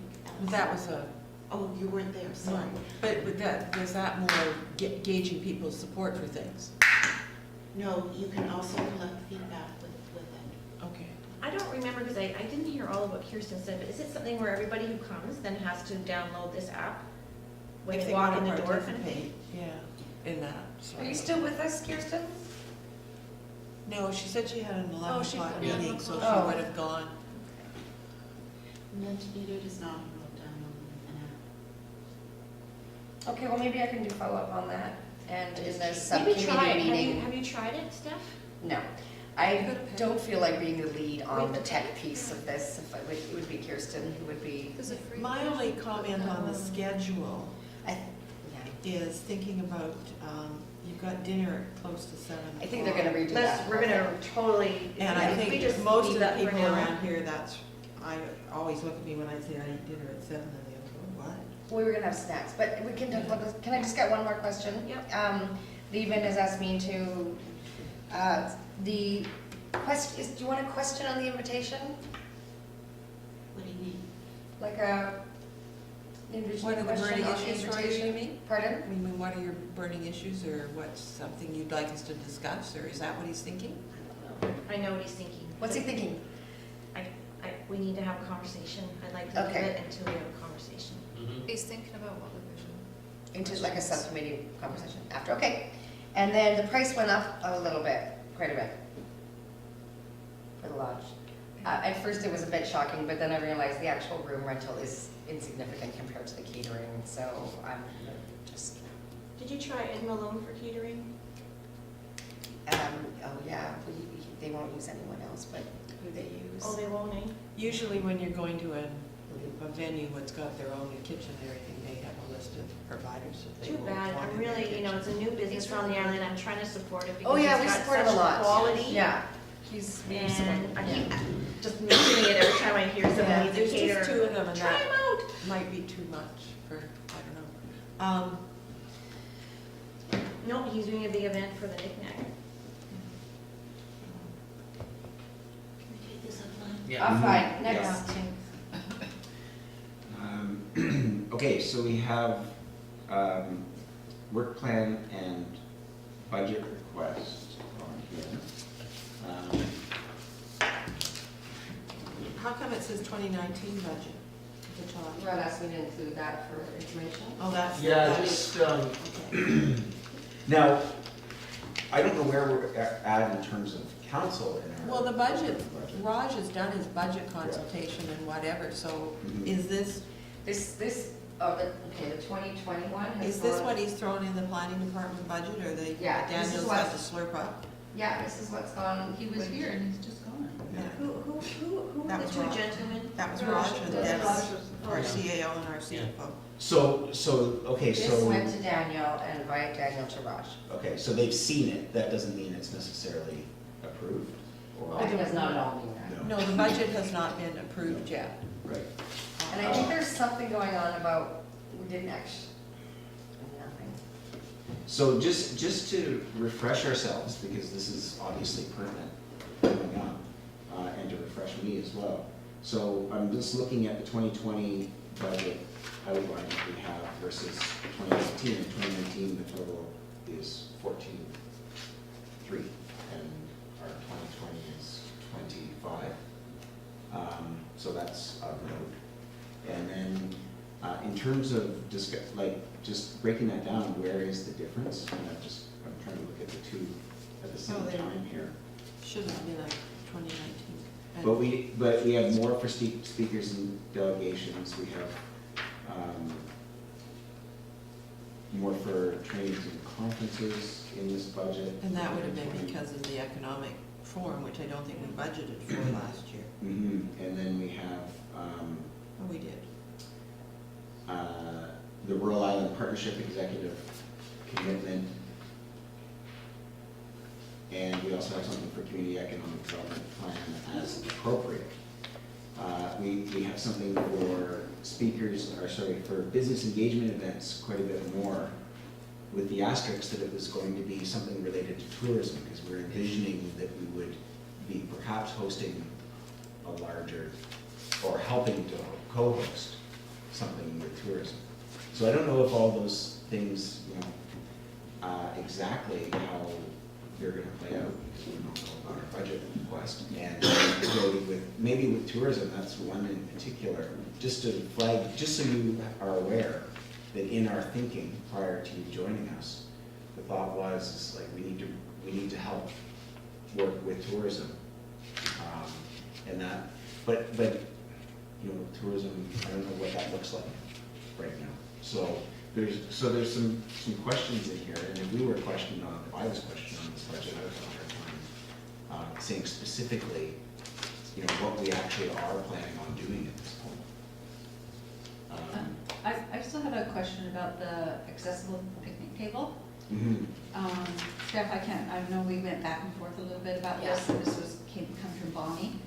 At the moment, because of the Cardina development. There's no place to put a picnic table.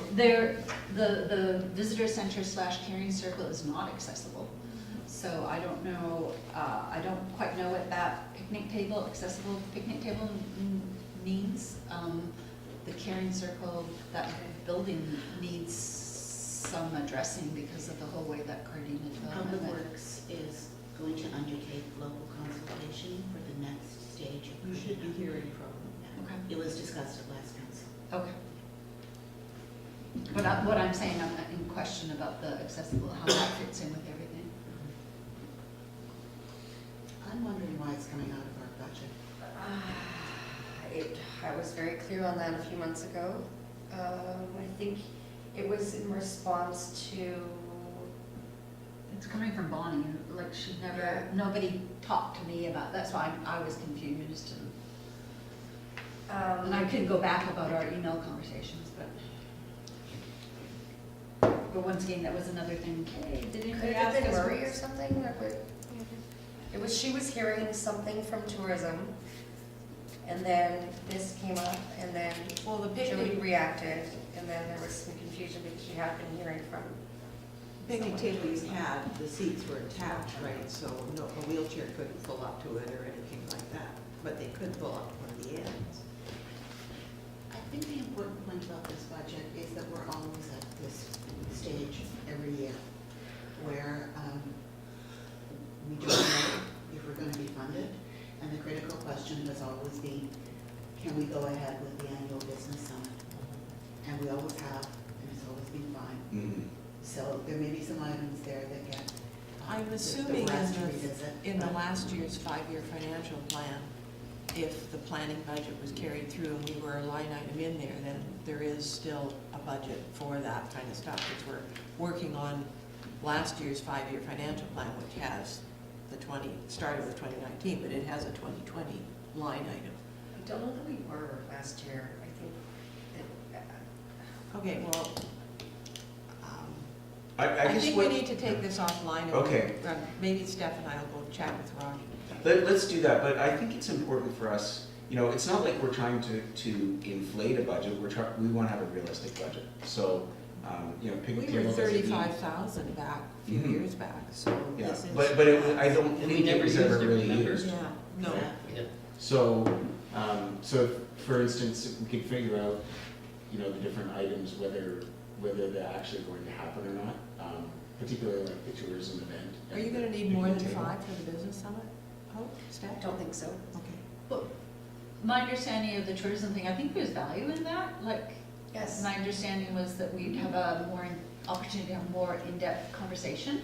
Mhm. And I think in particular with the work that Helen is doing. So that was originally put for February, but maybe it happens a little bit later, or, you know, with particularly the recent of your findings and going forward. So I think there's value in that. I still question, sorry, to picnic, I'm just looking back at this that, I think that has to happen offline. Yeah. okay. Okay, let's take it offline, I but, want to comment, just Oh, yeah, go ahead. how Yeah. many times have you said offline today? So I want to say, well, what about our little engagement events? Well, that's the BR, the Business Engagement Working Group, the Tourism Strategy Working Group, there's the CED Working Group. So I want to kind of, we never get to the subcommittee reports in our meetings. Mhm. So I wonder if we could just re-energize those working groups and then we can report back. And those groups have the responsibility to Send report, notes. so it gets into the minutes, so Yeah. that the offline gets loaded back. into the Really, document. really messy notes, it doesn't matter, just so the information is flowing into. To be honest, Steph, there is no activity. There There hasn't is been no anything. activity on the digital roadmap, No. roadmap working group. The business engagement working group is really focused right now on the summit Yeah. and this plan. Yeah, So, well, the plan is its own I working know, group, but the but- summits, yes, that's good. do you know what I mean? Okay, Yeah. let's just finish off the So there really budget is here, money. and then let's talk about the groups when we get to the groups. How's that sound? So, We don't know where it's at.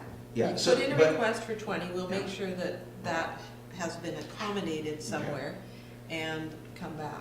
But Yeah. we need to go talk to Roger. yeah, okay, that's good from the council side. From our side, the other way, I think, I'd like to flush out the items so we have some so we're thinking about that. So that's the Jody, working since group. this is the first time we're talking about budget in tourism, and we have this line item for tourism event, let's start thinking, like I just putting it out there, let's start thinking about when and where that might happen. And let me put that again into the context like we were just saying, that I think we're resolved that the most important thing that this committee can do this year on our own steam is work on the community economic development plan and the community vision exercise. So, you know, anything that relates to that is got to take. So to the extent that you've First. got a CEDC strategic planning session, and maybe the tourism and implementing the elements, there's no budget in the grant for implementing the elements, but the strategic planning session, and maybe even the tourism planning session, do those fit under the CEDC budget? The tourism, no. No, but your CEDC strategic planning That, session. the strategic planning session, we started discussing it in November. That was supposed to be us as a group, spending a few hours with some snacks. And Oh, well, that's a lot of money for a bag of chips. anyways, it's way past January, so Yeah. it's. Okay, well, at this point, other than you as assigning somebody to run with one of these projects, I'm not sure what we can talk about here. Yeah, yeah, no, I agree. Okay, all right, well, then I will look at it with Steph, and then we'll reach out to people. Sorry, it's already gone in though. Yeah, no, I think it's fun, like the cat. Rod's I'm trying not to worry wanting to about change it. getting the things implemented No. that are Yeah. being budgeted for. Yeah. But I think we've all agreed that those are the types of things that we will need money for, so. Yeah. They're very relevant, they're not, Okay, good, we don't need to take it any further, I just want to make sure that we're keeping presence to what our budget is. Okay, so, let's see, timing wise, we're at 11:30. And are we not scheduled to end? well, we don't need 6, 2, 3, or 4, so I think if, can we do the Rural Islands Economic Partnership thing, and then Yeah, jump to staff and province and. Do we still have Wendy on the phone? She says she's muffled. Can you hear us a bit, Wendy? Yeah. Okay, we're gonna do the rural report. Actually, did you receive it as well? The Rural Island Partnership report, Wendy. Was it emailed out to everybody? Because I didn't. No, sorry, I only got this, Steph had drafted it You've last got night, it? end of day She yesterday. doesn't have it. I'm forwarding it to all now, and I'll put it on the screen. Steph's just gonna send it to you now. No text.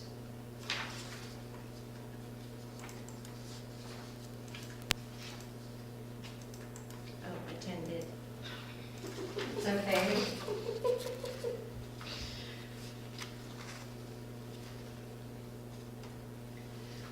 I'm gonna have to go at about 1:45. okay. I've got to go to. Okay, so council expects a update, a summary of the Rural Island Economic Forum. If I were the public and council reading this full, I think we need a little more in the background about what the forum was all about. Mhm. You know, that it's been organized. What the purpose of the forum was, like, did they have a mandate or purpose statement for why they were holding it? And if you could also indicate the support that council provided to this, that would be helpful, because some council In the members background, yeah. won't remember that.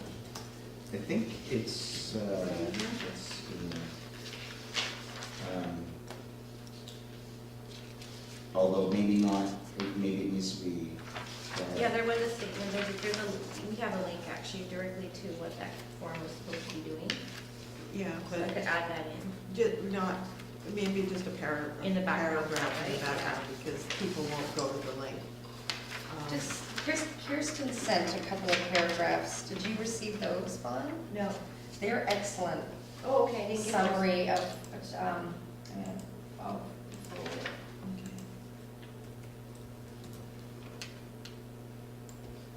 And who's this coming from? Is this gonna come from you, Rod? And I guess in the recommendations, council's gonna say, Yeah, I think so. what's council's involvement in this? Yeah, because it For is those a, bullets. so it actually supports some budget, some of our budgeted items here. So maybe Is that that, needs to be referenced. relevant to the fact that there isn't, that not only will there be another gathering, right, an actual event that we would like to participate in, but this new organization has been formed. It's a nonprofit society called Rural Island Partnership. And they are actually looking for, Yeah, so I think. they're looking for like people to volunteer to be on. Yeah, but I guess I'm looking at the Their executive and that- recommendations from the CEDC. So continued participation in the Rural Economic Partnership. So if that's got a dollar implication to it, then that should be mentioned. Well, I don't know exactly how much. The idea Well, would be. we've got a line item in our budget, so is there more needed than that? No. Okay. It would then just support what say- we've got in there. Just say continued participation in and support for our budget includes X dollars. or Well, the something. only thing to also discuss though is that they are, because now they have a society, they need members. So, the membership might be $25 or something like that, I think, Rod? Yeah, the memberships are, Okay, but these are recommendations, so what do you want council to do with these bullets, is what I'm No, getting at. I know. okay, so let me It just. needs discussion. Yeah. What I'm saying is, I started out with this, Yeah. but we have not decided, there's a couple things we need to decide. Whether we would finance memberships and for who, how many, kind of thing. Whether we would volunteer somebody from our community, or we would say somebody that we decide to pass somebody in the community to volunteer to be on their executive. We have $2,000 identified for training and conferences in the existing budget request. I think all you need to do council's not gonna wanna discuss $25 memberships. No, I said we as a committee need to But I decide guess these what things, I'm right? saying is the recommendations, are these recommendations to council or to the committee? On your last page. I'm assuming this is going to council. So you are gonna want council to vote on each one of these bullets? Oh, see, I don't know. I don't understand how this Yeah, sorts. committee makes recommendations to council. I should have had, let you have a chance to go through this before this came to this table, so. Allison, I don't think those recommendations need to go to council. The recommendation that needs to go to council is the initial one that you proposed, which is that council supports continued involvement. Yeah, end of story. And just call those bullet points, something like action steps or just Right, get right. away from the recommendation Right, okay. language. And under financial implications, just say the costs of continued participation are included in the 2020 budget request from CEDC, and that takes care of it. Yeah, and they are. Yeah. And we're not lying. Yes. It's the truth. Yeah, because we also have the Rural Island Partnership Executive Commitment in the budget, right? Yeah, Yes. it's there. So I think it's just important to underline, following the call, which was the Rural Island Forum follow-up, which was last week. That was a call hosted by the organizers with 25 participants on Zoom. There was a video produced, the wrap-up video, which is a beautiful 10-minute video that has highlights and snippets from the actual program sections with people's names, who participated, and so on. So Steph, could you circulate that link to the community? Do I have it? I'm pretty sure I asked you to do that. Oh. So if you could do that after the meeting, people can watch the video, you'll get a really good idea. And I think when this goes to council, once we've got flushed it through, if Maybe council show the hasn't video. watched it, then maybe council could watch the video. And that gets the public seeing it too. Yeah, exactly. And there is an ongoing social media and communications effort associated with the partnership now. And they've changed the website address from the Rural Island Forum to the Rural Island Partnership. The old address is still activated, but it goes to the new one. I put the link in the attachments. Yes, you put the link there. Yeah. Oh, okay. And in short, what we can expect as a committee, the opportunities or the asks going forward sound like, so they have an interim board right now, 5 people that are working the Rural Island Partnership. They've applied for investment readiness program funding to the tune of $100,000 to $200,000. There was another comment on the call, which Maureen, you might be also interested in. The province had suggested that there might be news on Rural Island dividend funding again in the near future. Yes, it's not being continued this Okay, year. it's done? Okay. Because I heard that before, but I also heard something different last week. Wendy, do you know anything more about the rural dividend fund? Great question. As far as I know, we haven't heard anything yet on whether the fund is supposed to be needed for the new fiscal year, which starts April 1st. So, if I hear anything, yay or nay, I'll be sure to let you guys know. Thank you. Okay.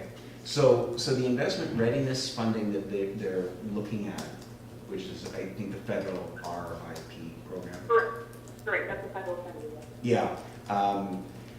They're looking at developing the communications platform, which potentially could be collaboration between the Rural Islands and group. They're also looking for people who have an interest in economic development, community economic development in particular, to become members, and that's government, not-for-profit, social enterprise, for-profit, and individuals. And they have an associate, and then they have a direct membership category. So they're looking for a variety of different people to membership. They got definitions of First Nations and so on as well in there.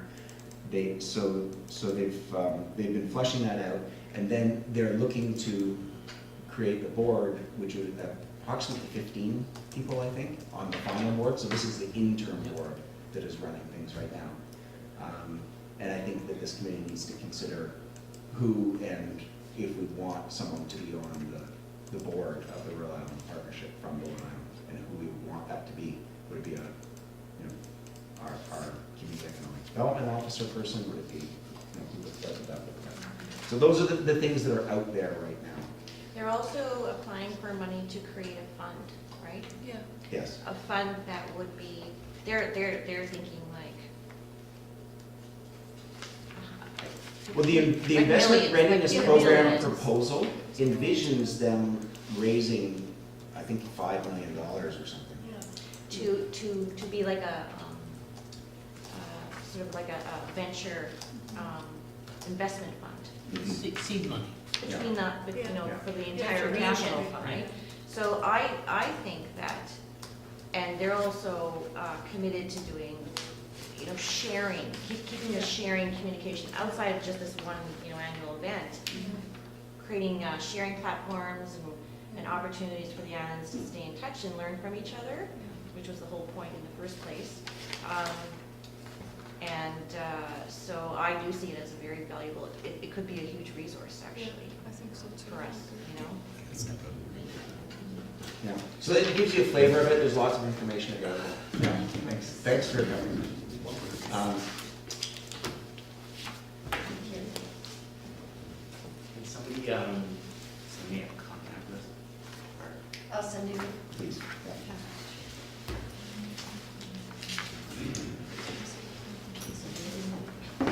I didn't, but you can.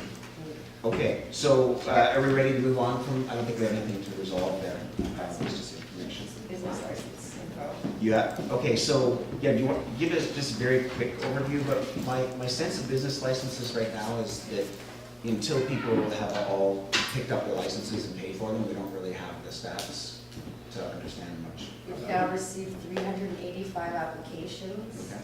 Renewals are humming along nicely. Okay. Renewal notices went out with the March 31st deadline. I haven't renewed mine yet. Yeah. I would do mine.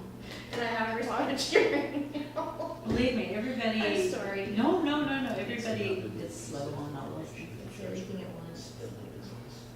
Okay, Per council direction on January 13th, enforcement is beginning for those businesses that were contacted in 2019 and have not yet applied. okay. Well, we had hoped we might have 300 businesses licensed on island. By looking at the phone book, one would expect that. Yeah, and we've exceeded it. Let's go. Be fun to look at the list, just to kind of go, wow, Oh, didn't even. it's online. listed, it's Oh, all. is it? public. Actually, it's not Oh. checked, should I try? If there's an error on your, Uh, who do I see? Yes. Okay, thank you. You're in the wrong category? If somebody's doing No, Airbnb, do they have to have a business license? Part of it? If somebody's doing Airbnb, they've got a house and they have to have. Yeah, Yes. the problem is we've got a Have problem. they been contacted? Well, no, we've got a problem with the bylaws. Oh. We can't issue business licenses for businesses that don't meet the zoning bylaws. Okay, so let's invite you to have a look at the online. Steph, I don't want to look at it right now, though, we'll get going. So one reminder, which reminded me when I remembered, Emma's holding an open house tonight from 3 to 6 on the municipal regional district tax. Oh, okay. Oh, great, okay. Yes. So, sorry, where is it being held? Here. Did you send them the accommodation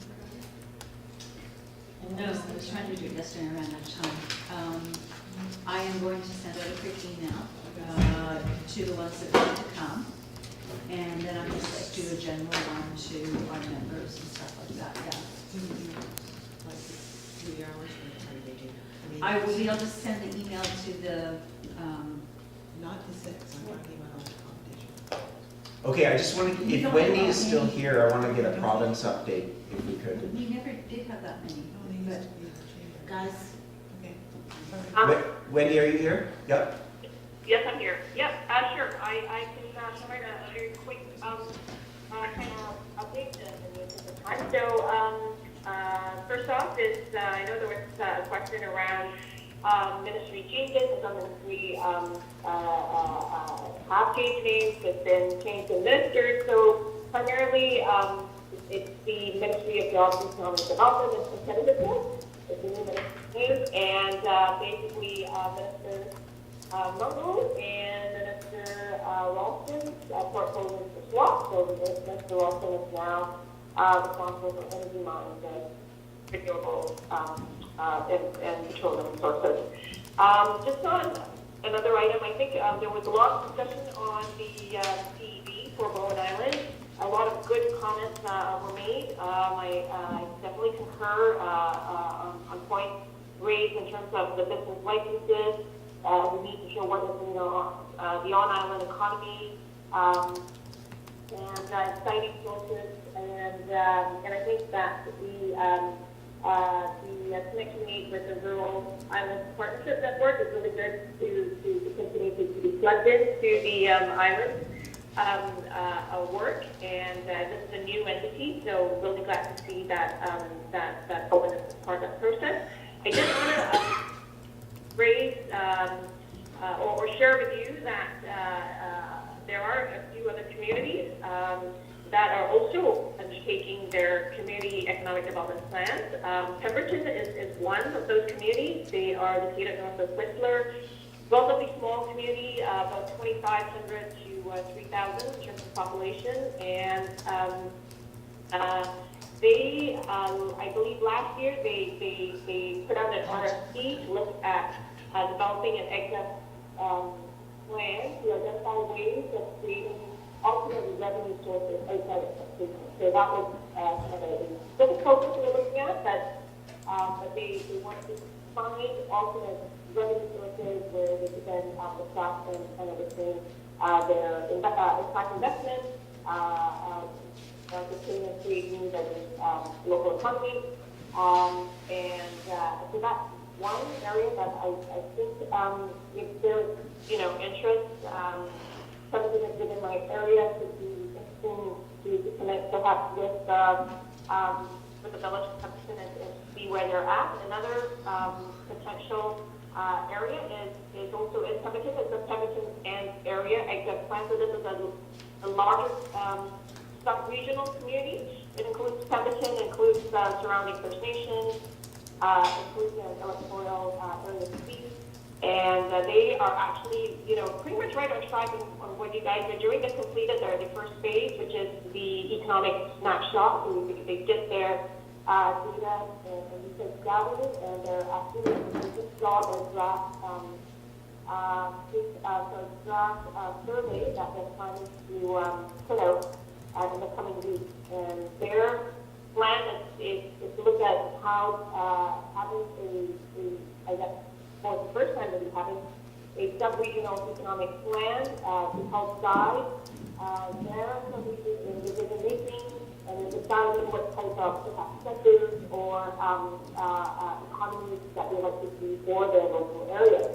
And to the point, I think Council Chair and me about, how EGDEV is one component of overall community development.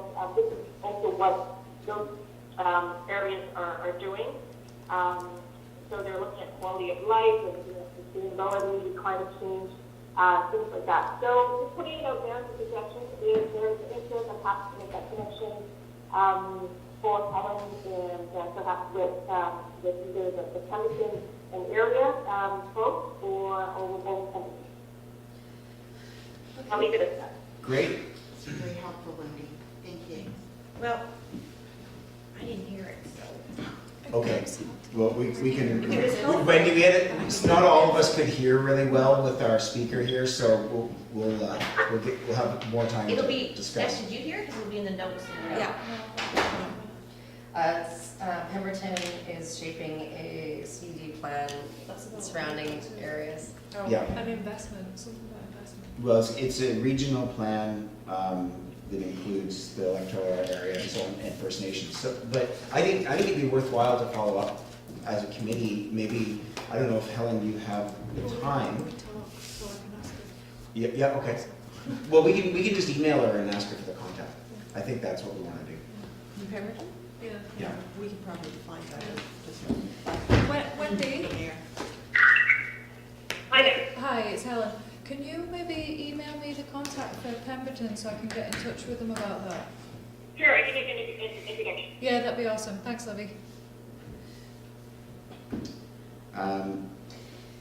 11:50. Yes, okay, so as far as Tourism Bowen Island and Council, I don't know if we want to, they're just regular updates, so we're not looking for anything specific, but I don't know if you have anything you want to add. Well, Stef had said in an email, if any, I just want to put out, if anybody wants to, we are going to be we're selling advertising for our brochures right now. If anybody wants to have a look at the brochures and that, and make any suggestion on information that might be included, we're not going to do a major rewrite or anything, but there is opportunity if there's something that you see to let me know and might be able to include it. Yes? Did you want to look at the toilet locations? I think we've got most. I will, yes, of course, Some look are at them missing, again. but then it was Yeah. pointed out that you can't put them all in because it's just a big. Yeah, you need exactly. like a So I separate will, toilet map or I'm something. pretty aware of where those is. I'll have another look. The problem previously was that we had an outside agency doing it, Mhm. and every time I asked for a revision, it was like, do. Now I'm doing them, so I can do it directly, and so it's less cumbersome that way. Great. But yeah, so if anybody wants to have a look at that and any other thing.